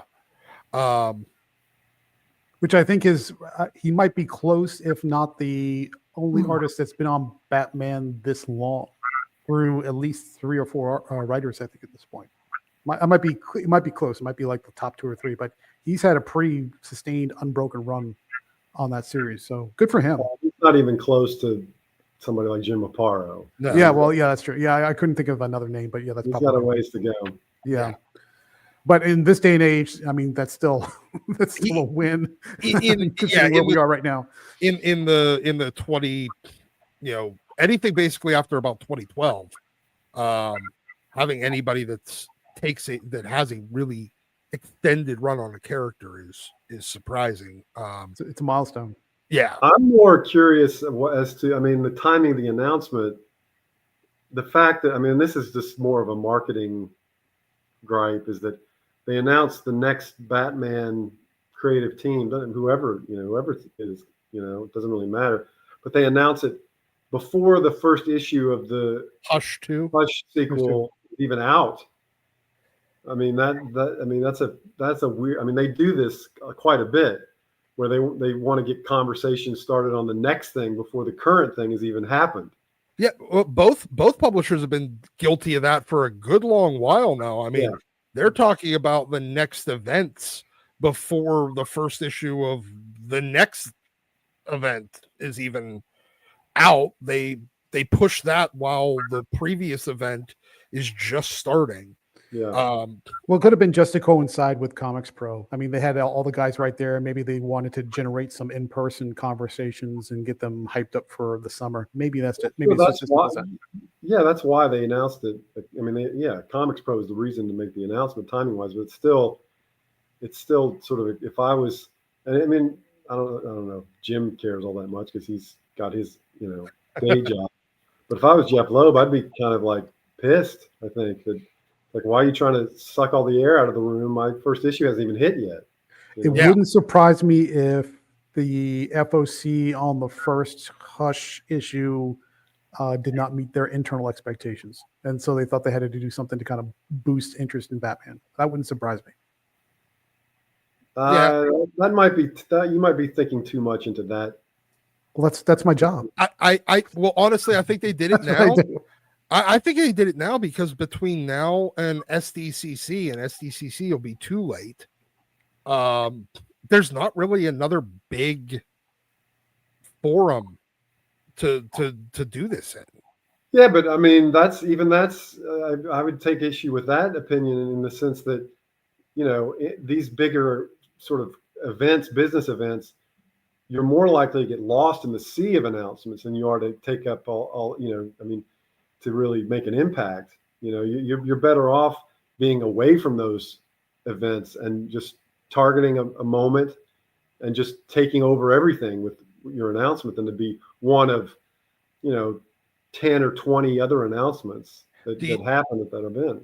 And I definitely agree with that, but could it be the situation where the industry itself, I mean, look, by the fact that they're doing a Marvel DC crossover, neither of them are in terribly spectacular shape, that they just need to raise the volume on the industry, and by dumping more and more and more and more announcements, who cares if any one individual one gets lost in the shuffle? We need to raise the volume. Yeah, that is one of the sucky things is someone who's covering the news is like, well, I got to cover the Captain America thing. I got to cover the Batman stuff. There's a couple of cancellations right now. There's an event that's happened with Giant Size X-Men, and it's like, well, they also announced all this stuff with Ghost Machine. Like, when am I going to get to that? Like, Ghost Machine's cool. Like, I would not have announced any of that stuff at Comics Pro because it does really get lost in the sea of information that's being released out there, and you start stacking on what people are going to be most interested in. And well, Joe already mentioned it earlier, which I wholeheartedly agree with, is that especially among Marvel and DC, their marketing efforts suck. Their ability to put together a cohesive, like wide-reaching, engaging, and that's a key word, engaging marketing strategy is just completely absent. Dude, those guys are just this is the same company that has like millions of YouTube subscribers and uses it for a fucking cooking show instead of pimping their comic. I know. They're trying to make it a brand. They're retarded. I know. That's the problem. I know. All right. So, to the point about Fraction, when I heard the announcement, I paused. Not a good pause. I just paused. And the reason I pause is because I think about Matt Fraction. He's done a lot of good stuff, but there are two things that kind of sort of like give me a gut reaction to that. First, he comes from that Portland cadre of writers, the folks that you're familiar with, coming all from the Warren Ellis forums, and they all have a very similar vibe to how they approach storytelling, particularly the dialogue. I'm not going to say he borrows a lot from the Joss Whedon kind of style of snappy pitter-patter with the dialogue, but there's definitely some of that. And so it was like, okay, that doesn't really seem like it fits with Batman, but okay. Second, my personal opinion, I know a lot of people don't agree with this. My personal opinion, his Hawkeye run was very overrated. I think that was Wildly. okay. There were good parts to it, but I think it gets a lot more rose petals thrown at its feet than I think it really calls for. And a lot of that sort of mentality and style and just kind of the tone of storytelling from that vibe is a lot of what you see in the MCU. That kind of serious but not serious, a little jokey, that sort of Joss Whedon-ish kind of, cracking a joke maybe to deflate the drama at the wrong time.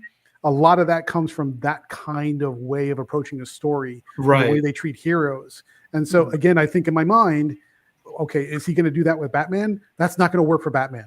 That's not a Batman. That's not what Batman is. That's not his character. That's not his personality. So if you're going to do a lot of that MCU serious but not serious type of storytelling and a lot of that snappy pitter patter, I don't want to see Batman cracking jokes with Damian. It won't like that. be.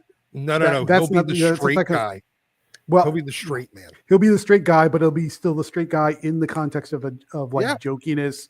And man, alms for the poor. If you are a Batman, I'm not talking about the ongoing, not the spin-offs and Off-World and all that. I'm talking about you went from Tinian with the Gardener and Miracle Molly and all that weirdness, and then you went to Zdarsky, who started strong with Failsafe, but it fell apart at Bat God jumping off the moon and never recovered, and that lasted for a year and a half. And now you're going to this and like, oh man, if he's going to make it jokey, then we're in trouble. And for a writer who hasn't really been in the game like really aggressively for a few years, and so people say, well, Matt Fraction, he's a known quantity. He's a among his peers, a recognizable name. And I was like, okay, great, but you kind of have to look at where does it. I don't look at it from what can the writer do. I look at it from what the character needs to be.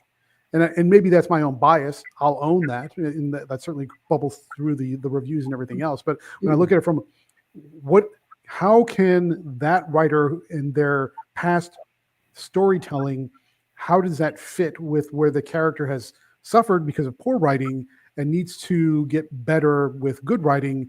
And does that style of storytelling integrate well with where that character needs to be corrected? And right now, when I hear the name Matt Fraction and Batman, I put them together. My answer is, I'm not seeing it, and I don't know. We'll wait to see what happens when it comes out, but not sold. I'll say this about Matt. I've known Matt for 25 years. I mean, he interviewed me for internet fanzines when he was first kind of breaking in. So I've seen his whole arc, and you can't say that he's not been in the game and is not seasoned.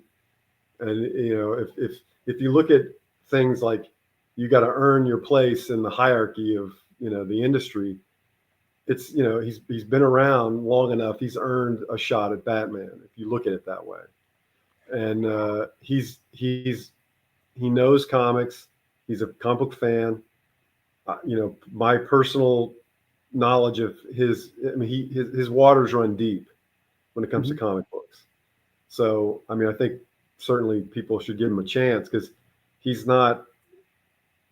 I think he knows probably what's at stake and what it means to write Batman. I think for sure. He's going to get his chance, and we're not saying he shouldn't get it, and he hasn't been around, but it's just trying to marry his known style and approach to where Batman is, and is it a good fit? And the answer is right now, I don't know. I think, I read when he was on X-Men. I wasn't a big fan. I didn't like his X-Men. I didn't think it was very good. But he has the ability to, he's not a one-dimensional writer. I will say that. Whether he writes anything I like, that's a different question. Yeah. But I think he's perfectly competent. And he's absolutely, is he capable of writing a serious book like Batman? Fuck yes, he is. Now, whether or not I like it is something completely different. But I think I don't think he's as much of I think there's other writers in the industry that are, bigger names that are incredibly predictable, very, very one note. And I've, I'm not, Joe, while you're here, I'm not going to start naming names because I don't want to throw you, put you in an uncomfortable position. But, no, I think that Matt is a good choice. I don't know if he's necessarily, I mean, if they wanted to make a big splash, I don't know that Matt Fraction's name is, that big, but neither was Scott Snyder when he got the what was it, Rebirth relaunch? Well, the New 52 relaunch, I think. Yeah. Or yeah. Sorry, it was coming off Detective Comics with the Black Mirror story, which was fantastic.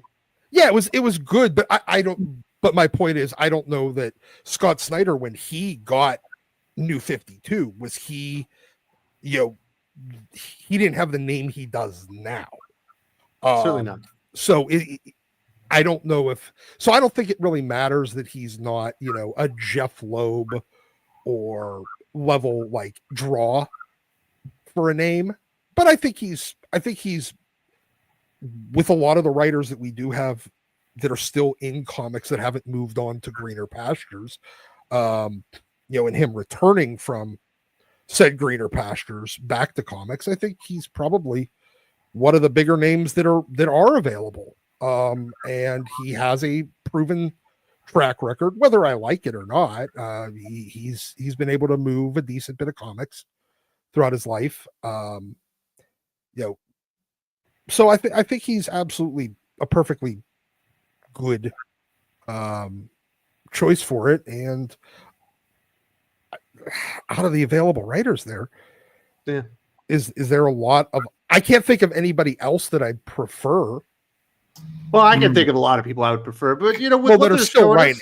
us, with the art that they're showing us and the return to some classic elements, I think it looks good. We're going to get a new Jorge Jimenez designed Batmobile. Obviously that's going to be aesthetic, but that's going to look cool. He said he's going to change the feel and look of Gotham. I like the idea of that. They say they're going to be short, self-contained stories that form a longer, bigger narrative, which is, I think, the best way to write comic books. So all the stuff that they're telling us that they're going to do is exactly what I personally want.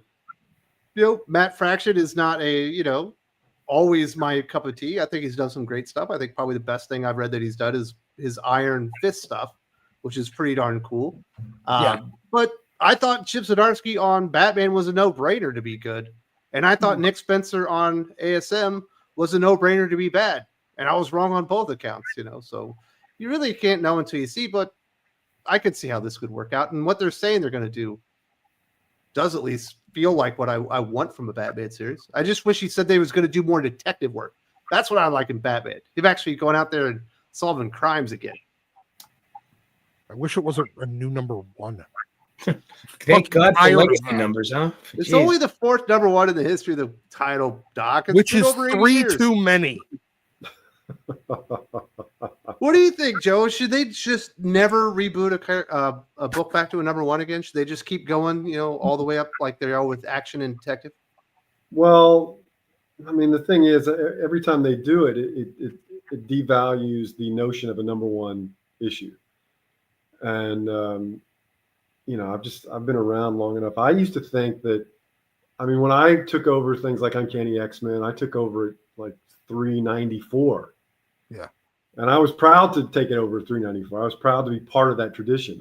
Superman, I took it over. I think my first issue was like 589 or 590, something like that. 590. I mean, I was stoked.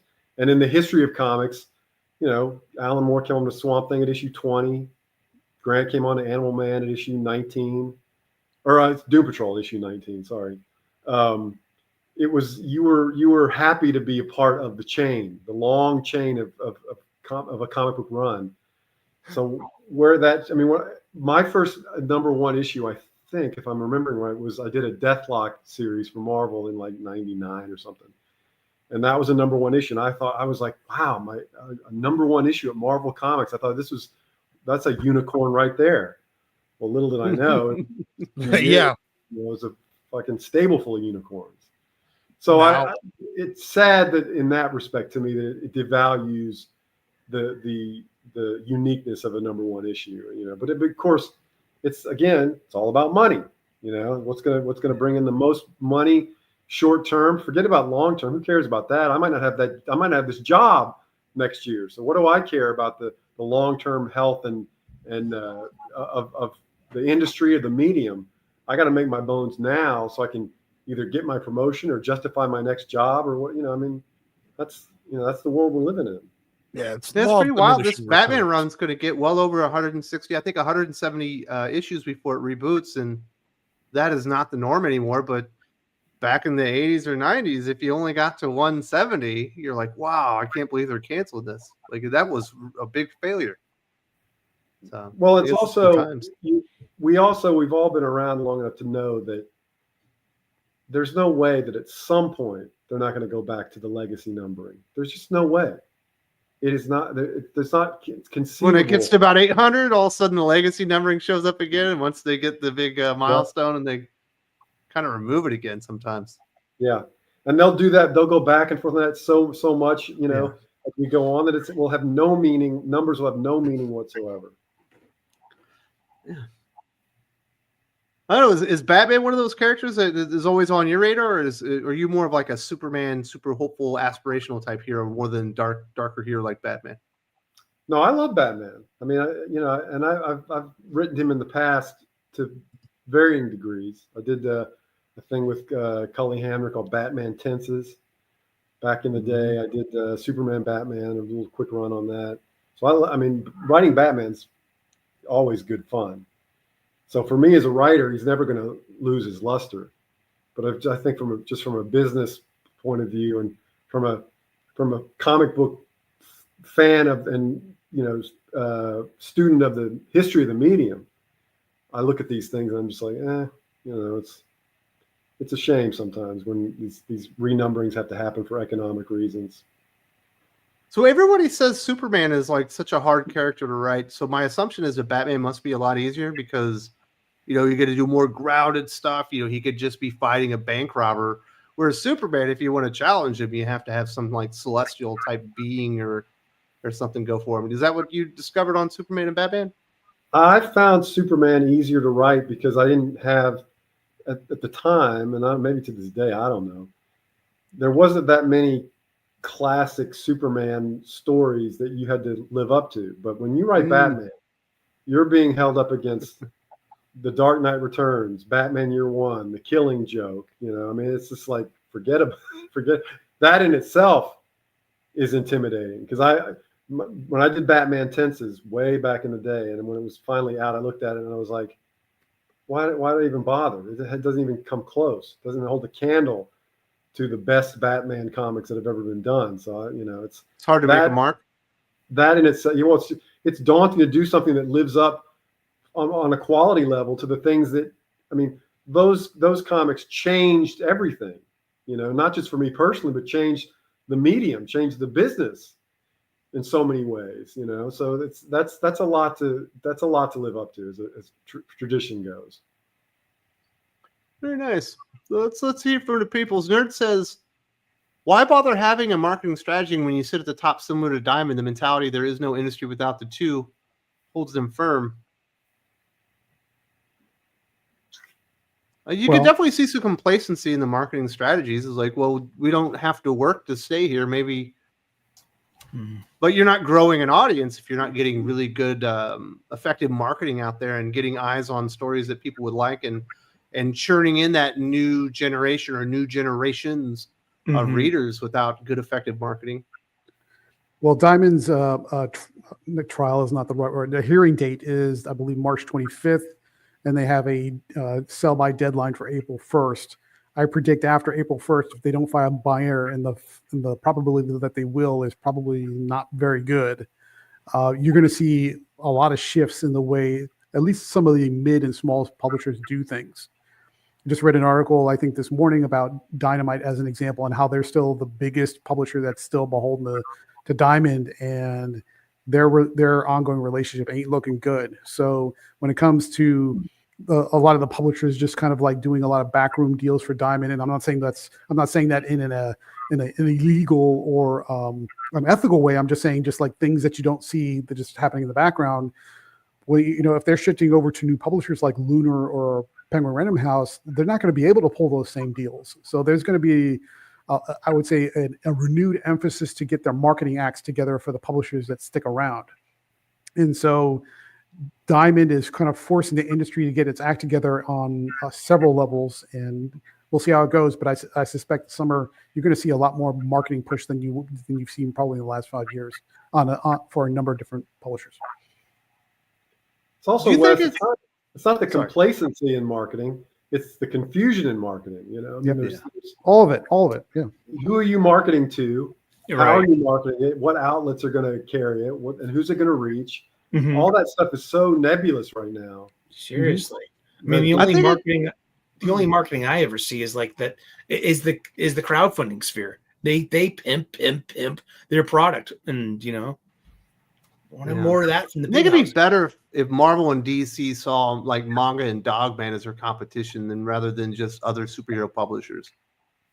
And realizing, the scope and the enormity of the industry outside of just them, to really start going out there and realizing you can get a much bigger audience with more to reach, but it is going to take a good marketing strategy.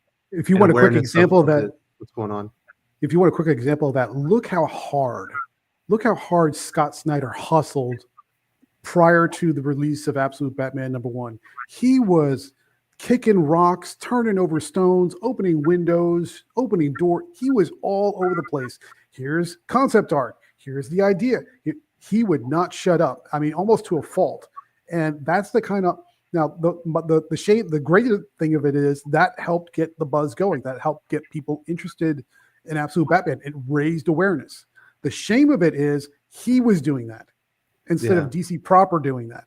And I think that's a problem that definitely needs to be rectified. I commend him, and I want him to do more of that, but DC can't let the creator who's busy trying to create the best book he can do all that work when they've got the money and the marketing staff that should be doing that work. It's got to be a partnership, and I commend him for doing it, but at the same time, he shouldn't have been doing it all by himself, which is what it felt like. Well, here's I mean, I don't know Scott at all, but here's the genius of what he did and when he did it. I was talking about it with somebody else, and they were like, well, he did it basically just in the couple of weeks prior to #1 releasing. He hit everywhere. It was longer than that.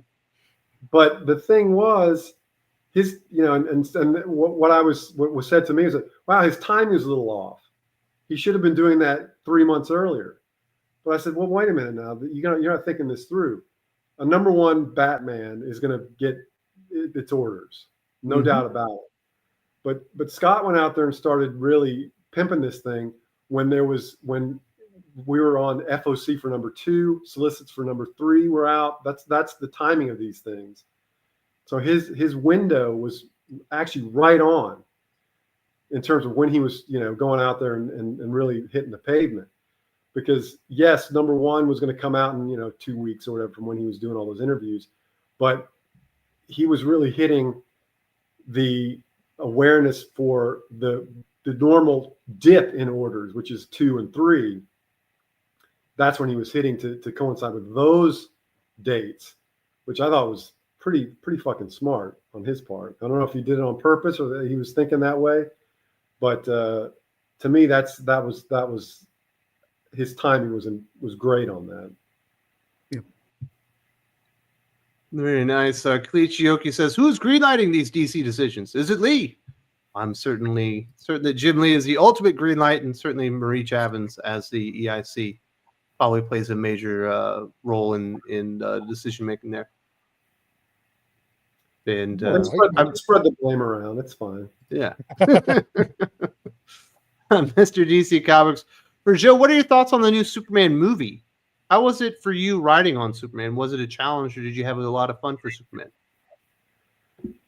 I had a lot of fun on Superman. It was a challenge, like what you were saying earlier, Wes, just to find things to throw against him that were worthy of his attention. But as far as the film goes, I mean, the only thing that keeps me feeling good about it is I know James Gunn is a big comic book fan, and he's got great taste in the comics he likes.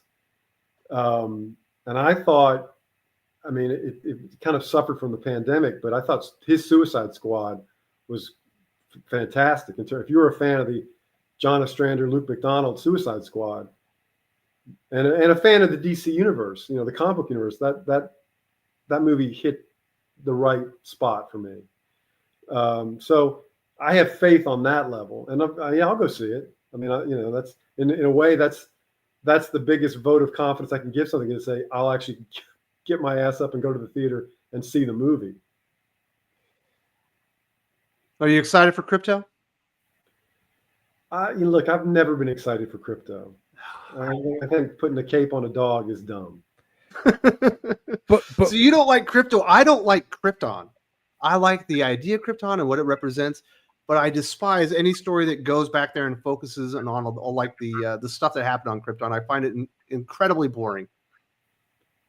Well, I divorced myself from this conversation because I had to do 2 Return to Krypton crossover stories while I was in the Superman office, and they actually turned out really well. But we were able to go back and do the Krypton that we loved, which is sort of the Silver Age, you know, Jor-El with the headband and the sun on his chest, and I do kind of love that iconography. So we had a good time. I like how you brought that Jor-El into your Kneel Before Zod.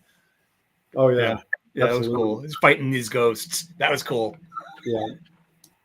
I love Robert Venditti. He's probably my favorite modern writer. He goes out there and does World of Krypton. I was like halfway through it. I was like, I can't do this. It's Krypton. I just can't care. It's already happened. It's already destroyed. Let's move on. Yeah. They always want to, for some reason, want to go back to it. I just, I'll take Crypto over Krypton any day of the week. Well, they got a mini series coming up for Crypto, right? Isn't that one of the Summer Superman books?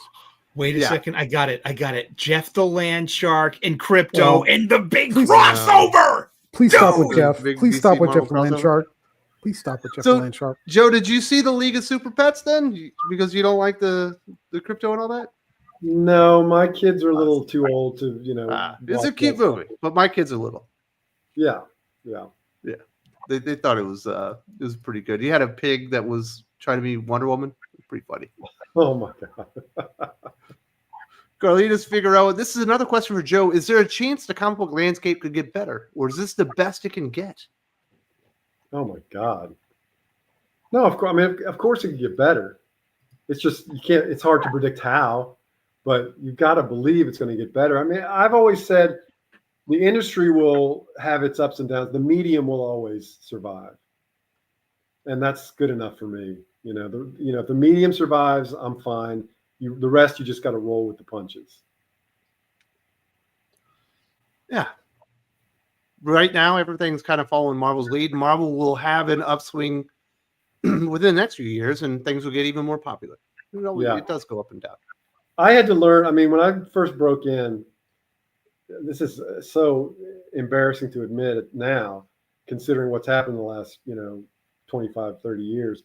But when I broke in at Marvel in 1997, Bob Harris was the editor-in-chief, right? And I broke in thinking, wow, I guess Bob Harris is going to be the editor-in-chief for the rest of my life, because the structure that was in place when I broke in, I thought, well, that's how it's always going to be. I learned quickly that these things change at the drop of a hat. You turn around and it's all different.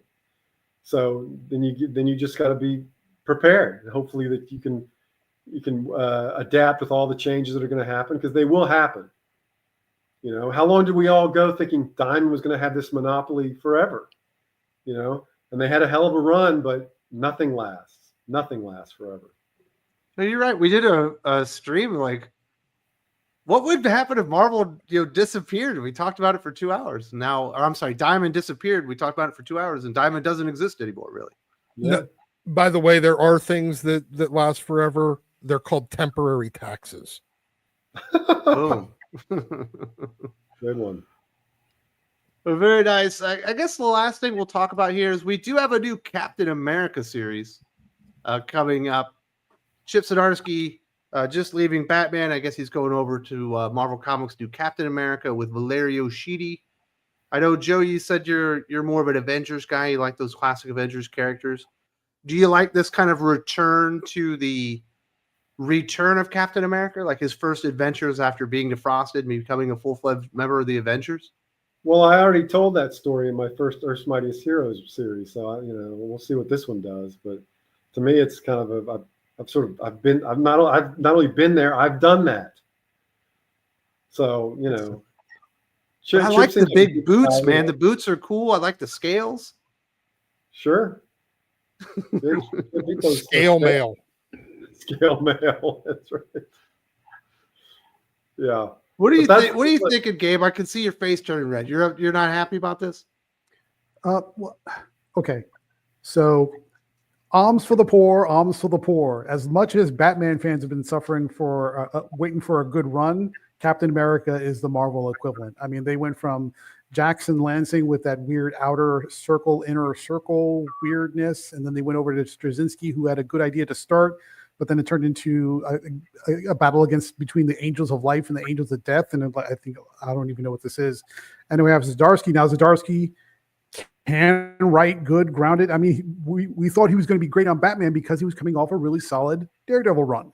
So maybe that's the case. Maybe that's going to be good. But at the same time, his Batman run after the first failsafe arc sucked, and it just went downhill from there. It just really got bad. So I'm almost kind of stuck in this place where I need a Zdarsky palate cleanser to kind of buffer myself against that, and hopefully he'll be and maybe he'll be great. Maybe he thrives at Marvel. Maybe did you read his Invaders series that he did like 7 years ago? The miniseries. I might have, but I don't remember it, to be honest. It's got him, Namor, and then the original Human Torch.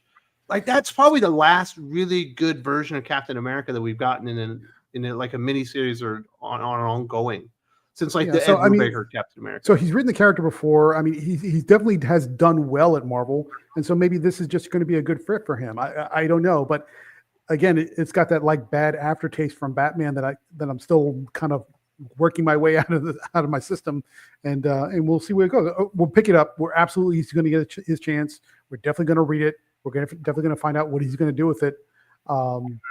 But maybe you just need a little pause from Zdarsky, and between now and then, maybe that's enough, and then everything will be fresh, clean start, clean slate, ready to go, and we'll see what he can do with it.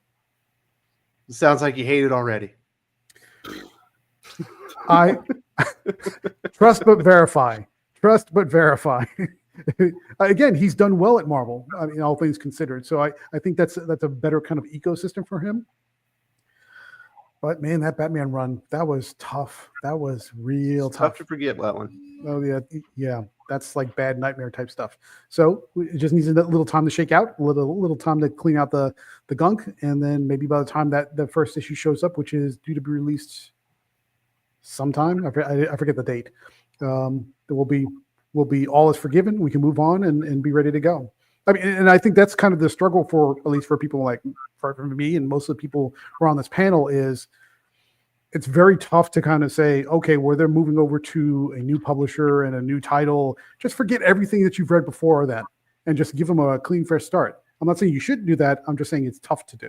And so there's that kind of that challenge of being able to kind of just forget what happened in the past, start from a clean slate every time you hit that new number one and just move forward. It's challenging. It's hard to do, but we try to do our level best, and hopefully that will be reflective of how the book is received when it first comes out. Well, what do you think, Doc? I know you're a big Marvel guy, the Marvel story on the panel. Are you excited for a new Captain America? How many times can they reboot this in a 5-year period? Is this the fourth number one? Well, apparently, by my math, they could theoretically reboot it 60 times in 5 years. I mean, we're slowly approaching that through the law of unintent or the law of diminishing returns, where every issue is. We're not that many years away from every issue being a number one issue and just the volume number going up.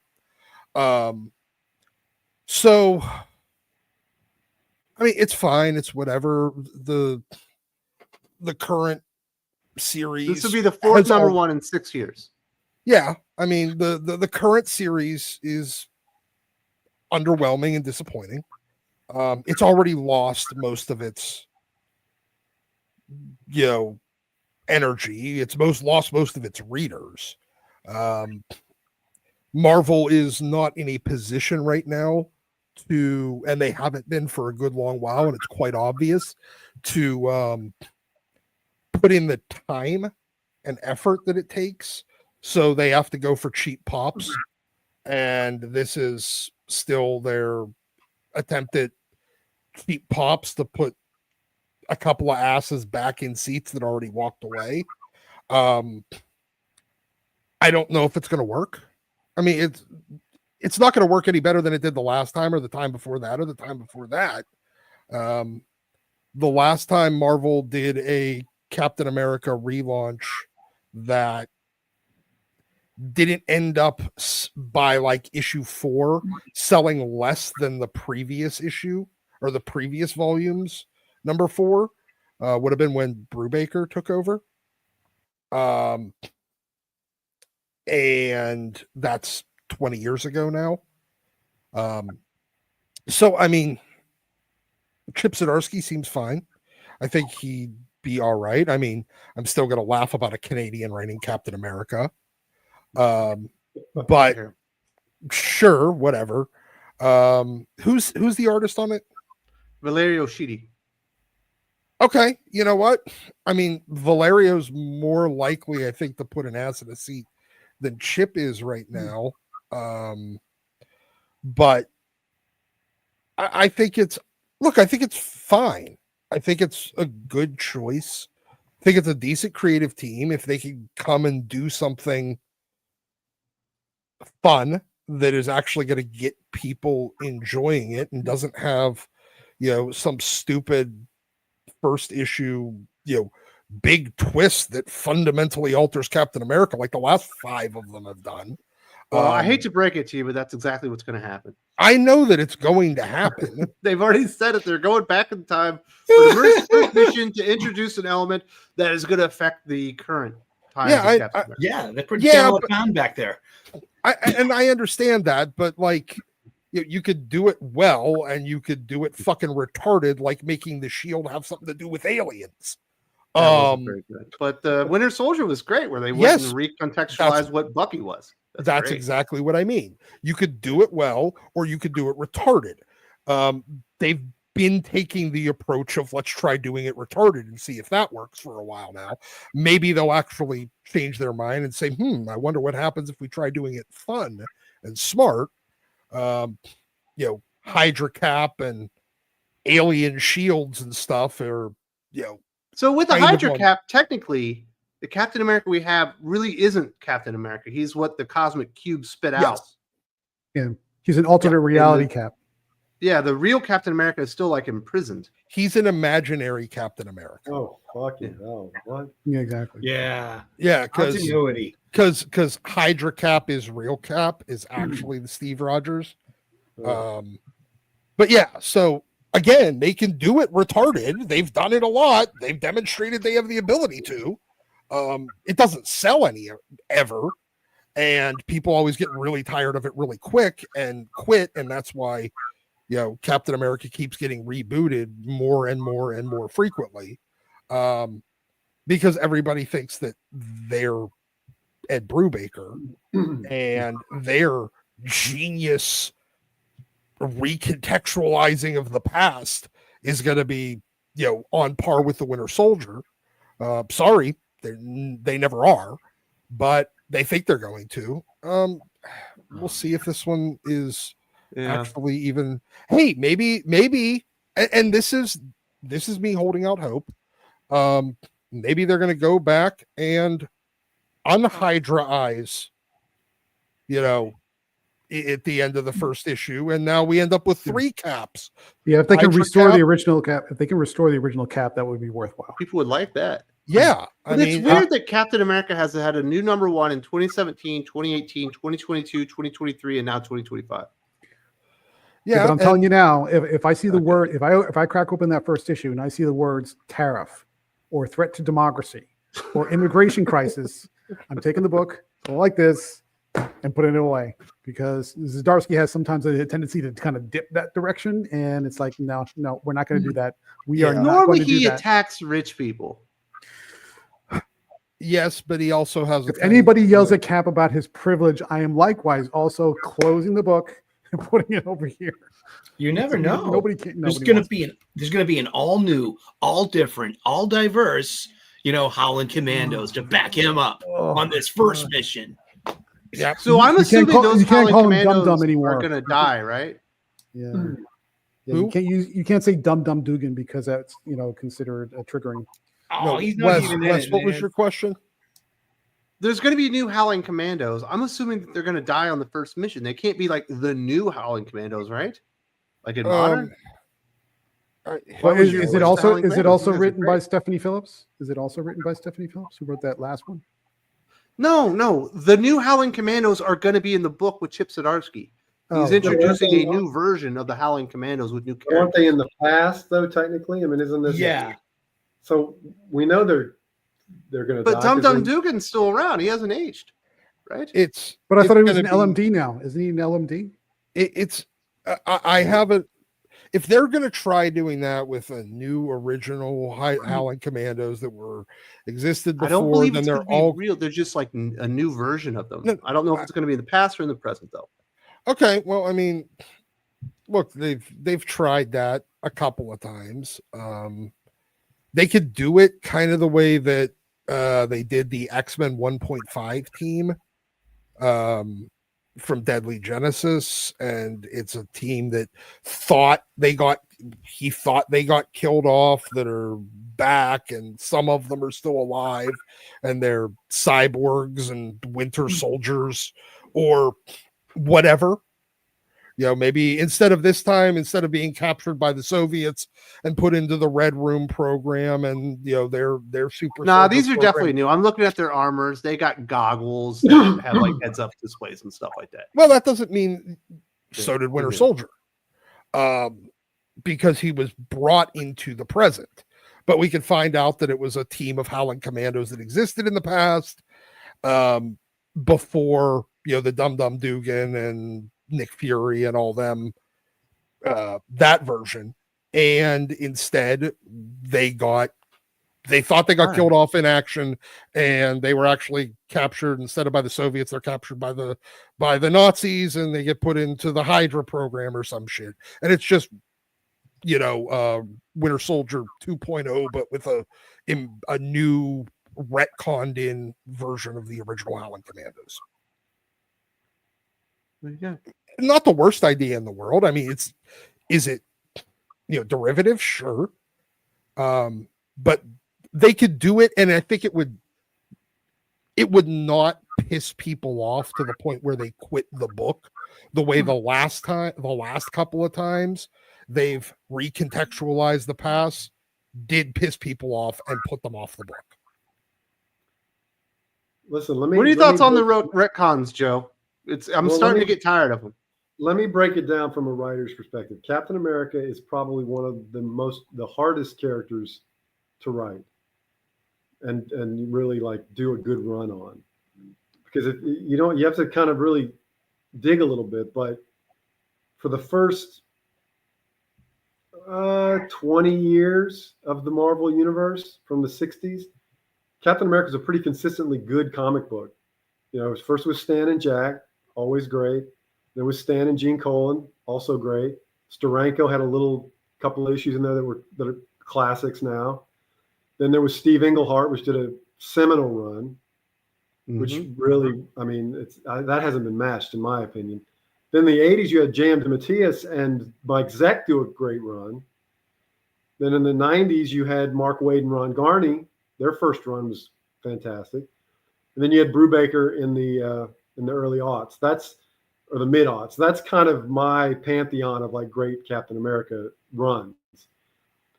But then if you think a little harder, some of the best Cap stories were done in the Avengers. There was the Death Be Not Proud story with Roy Thompson, John Buscema.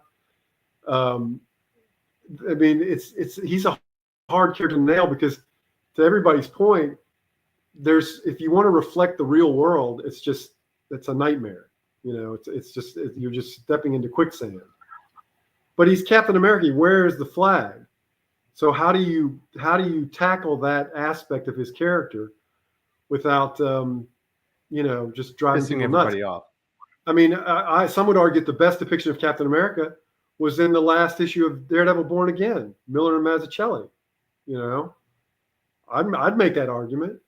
So he's tough, man. He is tough to get right and to please that general audience and to be political and yet not political.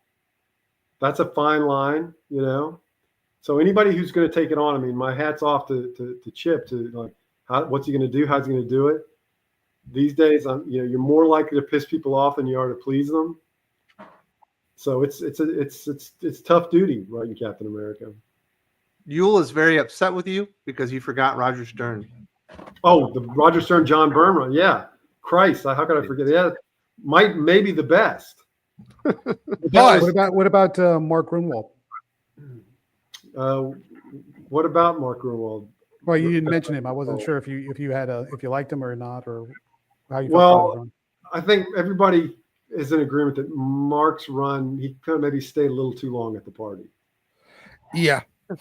I mean, especially when you get into Cap Wolf and when he gets dressed up like NFL Super Pro. Right. Yeah. But that again, that's what happens when you write a character for 10 years. You start to try anything to kind of keep your own interest up. But yeah, the Stern Byrne run, 10 issues, but what an impact that you can make in 10 issues if you do it right. Crazy. I love the Steranko stuff when he gave him his identity or his secret identity back. Yeah. Killed him. That was only 3 issues? Yeah. But that's the power of that character. If you do it right, if you nail it, you're in the pantheon, almost instantly. I think maybe that's the lure of writing that character. Because when I wrote him in the Earth's Mightiest Heroes, I had a great time, and it was easy to find things. I had him visiting all the monuments to past wars that he'd missed. He's at the Vietnam Memorial and things, and JFK's memorial, the Eternal Flame. And I found a lot of power in writing those scenes, because that was him confronting the values of America that he had missed out on. I mean, there's a lot of cool stuff to mine in those moments with that character. But again, you go too far and you're missing the point, Yeah. That's why I go back to that Miller Mazzucchelli moment where he's like, I'm loyal to nothing but the dream. And he's holding the flag in his hand. That's Captain America in one panel right there. Yeah, it's hard. Cap's a hard one because it's hard to not address social issues that are in more contemporary, in the contemporary, news of the day kind of stuff. You can't entirely ignore that stuff. But at the same time, when you address it too directly, it ages like milk. Yeah. So you prefer to tackle the character in a team book? You think Captain, a lot of those Avengers characters work better all together? Well, I mean, sometimes Cap is best viewed through the eyes of other superheroes. I mean, they that's in a a good way. way to put it. Yeah. The other Avengers are the reader's eyes looking at Captain America and putting him in context, putting him, not necessarily on a pedestal, but giving them the respect that he deserves. Yeah. Like when Mark Miller had Punisher just drop his guard and be like, I'm not going to hit you, Cap. No way. And I thought that was really moving to me for some reason. It was a great moment. Yeah. Might be the best moment in Civil War. He grew up idolizing you. He's and to fight back. And Cap just beats the holy shit out of Frank. Almost kills him. And I will say this: every great Cap run eventually touches on the political arena of the character. I mean, with Steve Englehart, it was the whole secret empire. Nixon is the head of the organization who kills himself, and Cap gives up his identity. He's so disillusioned. In the Stern Byrne run, there's the one issue where is he going to run for president or not? You have to, at some point, if you're going to do a run on Cap, you have to deal with that side of it. But it's how you deal with it that really it could define your whole run ultimately. Yeah. Yeah. You don't want identifying him as a Nazi all along. not the way I would have done it. Yeah, that went the wrong way, in my opinion too. I think that went the wrong way. Yeah. It's crazy stuff. We might end up seeing that, I guess, and people are speculating we're going to end up seeing that in Secret Wars. We'll see like that. Was he Alpha Hydra? Hydra Alpha? Supreme Hydra. Yeah, Hydra Supreme. Supreme. Something. I don't want to see that. I don't know if it was just me. I always felt like in Avengers Endgame, when they go back in time and go back into the events of the first Avengers movie, and he's in the elevator with all those guys, and to get out of it without a fight, he does the whole Hail Hydra whisper. I always wondered if that was a kind of a nod to the 100%. I think it was. It was a nod to the comics, but they did it better. It was like, I don't need to have this fight. I've already had it. I've already won. If I get this is just a distraction, because Cap is a strategist. Yeah. And him not being dumb enough to fall for easy bait like that is kind of ideal. That's perfect. It's the best way to do that. Very nice. We've got. Sorry, you can do Cap as like Hydra Cap if he's like infiltrating, and they think that they're, they think that they've turned America's him. symbol. Yeah.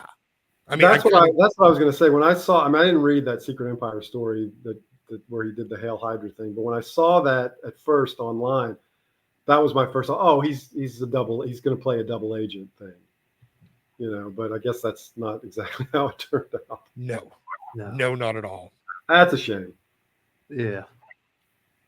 Let's hear from HH and Sigma Comics. Shout out aficionados, the very best in comics. We have big news we'd like to break next month right here. Buy up as much of our comics as you can right now. We'll definitely do that. HH and the fellows are out on the con circuit right now selling. Here comes Calico. Sounds like they got some big news. We'll likely have HH back here on the channel. That'll be great. And I hope you're doing well. Should see you in Dallas very soon, sir. Very good. I guess we should get into some comic book recommendations, start wrapping this bad boy up. I do want to say thank you very much to Joe Casey for joining us. Have some comic book discussion. Hope we didn't bore you too much. No way. Is anything people need to be on the lookout that you've got going or have coming in the future that they need to know about? Well, I mean, Weapon X-Men just launched, and that's going to be a fucking roller coaster ride in more ways than one, I predict. Blood Squad 7 still out there. Issue 7 coming out in March. The Johnny Quest Space Ghost crossover also starts in March. Quest. Yep, Space Quest. And then my Substack twice a week. Very nice. Way better than Gabe or Sus Gabe. And there is a link to the Substack in the video description if you're looking for that. Oh, fantastic. Yeah, listen, it's free, so I promise you get your money's worth. Are there any comic books that they don't have to be new that you want to recommend this week? These are new that I'll recommend. He's a good friend of mine, and his comic is great. Michel Fiffe does a series called Copra, which the last run of issues right now is coming out through Image Comics, and you can get the collected editions through Image as well. It's one of my favorite comics at the moment.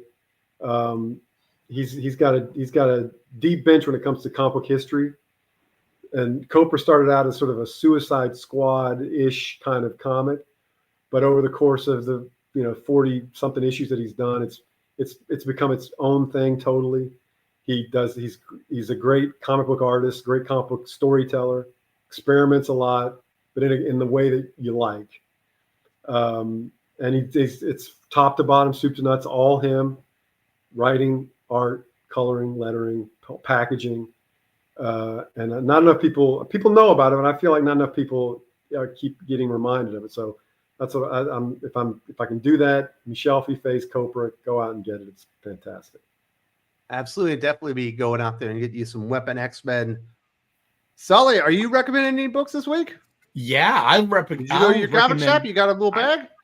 I went to my local comic book shop this week, as I do every week, and it's the only way we're gonna save comics is we got to show up to our local comic book shop and spend our money there. That's right. Get a pull list. Don't miss out on anything. One thing I want to show off real quick. I had to go to the post office to mail something to my dad, and I got some stamps. We got Dungeons and Dragons stamps, limited time, forever stamps. So, you know, when you go to the post office, you need stamps. You know you do. And they usually will have something wicked cool. This week I got 4 comic books, 4 floppies.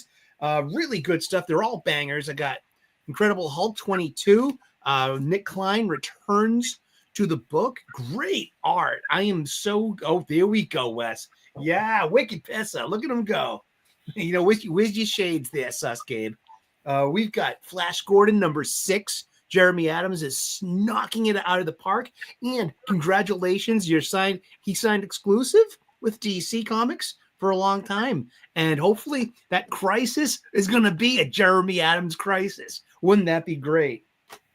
I got G.I. Joe, Energon Universe, number 4. So much fun. And I got the B cover, the variant cover, just because my local comic book shop carries variant covers. And this is a David Finch cover, and because I'll get anything with Baroness as a cover. I am such a simp for Baroness. And my pick of the week is Ram V and Evan Cagle, and there's someone else on this book too. This is amazing. Ricardo Federici, yeah. Amazing art. New Gods number 3. I love this book because it's just so out there. You know, sometimes we bag on like Zdarsky and Lansing and Kelly because they seem to be like ripping off Grant Morrison and regurgitating his storylines and his method. But then you got someone like Ram V, who is unfiltered himself, and he's just this torrent of ideas and story. I'm really a big fan of Ram V. I know he's really hit or miss with a lot of people, but this is a good story. I love New God stories. I'm a big fan of Big Barda. Let me tell you that. And really happy with this. And these are all comic books I look forward to in their serialized format as floppies from my local comic book shop. And that's what I got this week, Wes. Thank you so very much. And thank you, Joe. It's been a pleasure talking to you, man. This is awesome. Sure. Very nice. Gabe, I saw you shaking your head. You were like, sus, Sully in the house. You have better recommendations than Sully this week? As usually, Sully and I are in disagreement on just about everything except maybe Flash Gordon. So, of course, that's the way it works. First things first, of course, shameless plugs. Follow us on all the socials at Comical Opinions. Also, check out Weird Science Marvel Comics, Weird Science DC Comics. And again, as I mentioned in the beginning of the stream, I'll mention it again at the end. We're looking to do a kind of a VIP setup for our weekly newsletter. Yes, it's just once a week, Joe. Thank you for pointing that out. Try harder. But we're gonna do some interesting stuff that's gonna be like a VIP level. If you're interested, you want to get in on that, go to comicalopinions.com/newsletter. Sign up. It's completely free, but you'll get some more insight into what we're potentially planning for the end of March. Now, as far as recommendations go, I've got a few here. I'm going to recommend Prairie Gods number 5 from Mad Cave Studios. That's Shane Connery Volk, who you know from Nottingham. This is the last issue in the current volume, and it's a very kind of Twilight Zone-esque episodic type of story around this mythical town where weird things happen. So if you like that kind of Twilight Zone storytelling, that's a good one. I'm going to go, which is also my pick of the week, Space Ghost number 10. Loved it. It is basically, for all intents and purposes, a cool down transition issue, but it is still a banger. So I don't know what David Pepos is drinking over at Dynamite, but I wish he would do more of that over when he goes over to Marvel and every place else. That was a great issue. Loved it. Pick it up. As a like, you know, I would say, what would you call it? Honorable mention, not quite a full recommend. I am going to recommend G.I. Joe number 4. I think that series is getting better. It's starting to grow on me. That coloring is awful. I wish they would fix that coloring, but for everything else, I like where that story is going. And at DC, I am going to pick World's Finest number 36. I never had imagined that we were going to get an Aquaman Swamp Thing crossover, and it completely works. Mark Waid knocked it out of the park, I think, in my opinion, on that particular issue. As far as Marvel goes, nothing. I got nada. There's nothing. I would recommend it at Marvel right now. I mean, there's some decent books, but nothing that I would rate as high as a full-on recommend. So, Well, I won't take that personally again. no, I'm sorry, Joe. I mean, I got to call it like I see it. I mean, I know we read the book, we reviewed the book, but there's some things I like about it, some things I didn't quite like about it. So it's unfortunately I have to pass on that one. Very, very nice. Jeez. Nerd says, I hate Sorry. US. When are you going to allow us viewers to come on and talk with you? I want to be part of the conversation too. Christ. Well, there's a few reasons. First of all, I got to know what people's audio qualities are and if they got cameras and stuff like that. And not everybody is a comic book critic and stuff like that. So I like to have people that are part of that community on here. But I am attempting on the Patreon to do some like more communal type live streams where we all work together. I did one a while back, but I do want to do them more often. But that would be like a Patreon type of thing. But I don't have the channel memberships here. But we always have room for more guests. I love having conversations with people. I do appreciate you reaching out there. And Doc, do you have any recommendations? I do. We did not review anything for Worst of the Week this week, so I don't have anything to tell everybody to not buy. But I did. You know what? This is going to be the first week in a while that I'm actually recommending some new stuff. And we will go with first. I haven't read it yet, but I flipped through it. It looks really good. I don't know whether or not the story's good. I'm down to check it out. And Joe, I read it. The story's good. It's a lot of fun. Joe got me to go and buy a new comic at the comic shop that wasn't G.I. Joe, which actually brings me to my next recommendation. G.I. Joe. It's really fucking good. I don't really know what else to say. It's just really, really good. So that is going to be my second recommendation. G.I. Joe number 4. Was that last week or is it this? I think it was this week. Yeah. So like 2 books that I actually bought on the week they came out, which is, hey, that's better than most people can do these days. Then we will go with another. You know what? I was actually just in the middle of my reread on cable, and I was right at Nemesis Contract. I love the end of it. Joe, great work on that. Jose Ladron's art is exceptional. I love it. So if you want to go digging in the back issue bins, this is what is this? Number 62, Cable 62. I think it was a 4-issue story arc. And there's a bunch of stuff before this and after it to read. So I'm going to recommend that. And finally, I went to Ollie's and I found myself, they had this, the Absolute Justice League Origins, the Jim Lee, Jeff Johns. It was $25 at Ollie's. So if you got on Ollie's near you, they might have this sitting in there. I was just there a couple last week, and they did not have it, so they just got a new shipment of books. They did have another thing that they had the hardcover of Batman, Dark Knight Returns, The Master Race. I wasn't terribly interested in buying that, but I did buy this. So yeah. So there are my recommendations. I love getting me some cheap slipcase hardcovers. Every time I see an Absolute edition in Ollie's, I absolutely buy it. Very, very good. And finally, Jose B says, is anyone reading Ultimate Wolverine? Yes, I read Ultimate Wolverine number 2 this week. And I don't know. I don't know what the book is there for. Yeah. It's weird. I contemplated buying it and buying number 1 while I was at the comic shop yesterday. Uh-huh.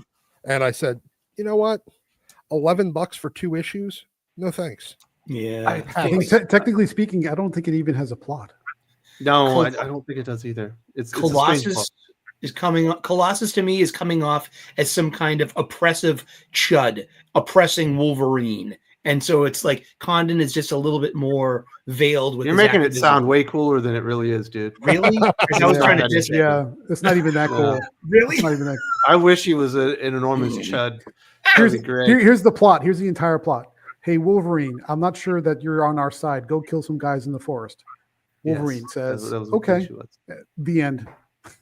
That's If you're gonna buy one of these kind of weird Yeah. books, I would more than likely recommend Alien versus Avengers this week, because if you want something really weird and out there, that was the book. That thing was very spectacular and fun and very strange. But Ultimate Wolverine, I'm not sure. Ultimate Spider-Man is still the number one book, I guess, in the Ultimate line. And that will do it. Once again, thank you very much to Mr. Casey for joining us. And we will be back next week for the Comics Aficionados. Hope everyone has a wonderful weekend.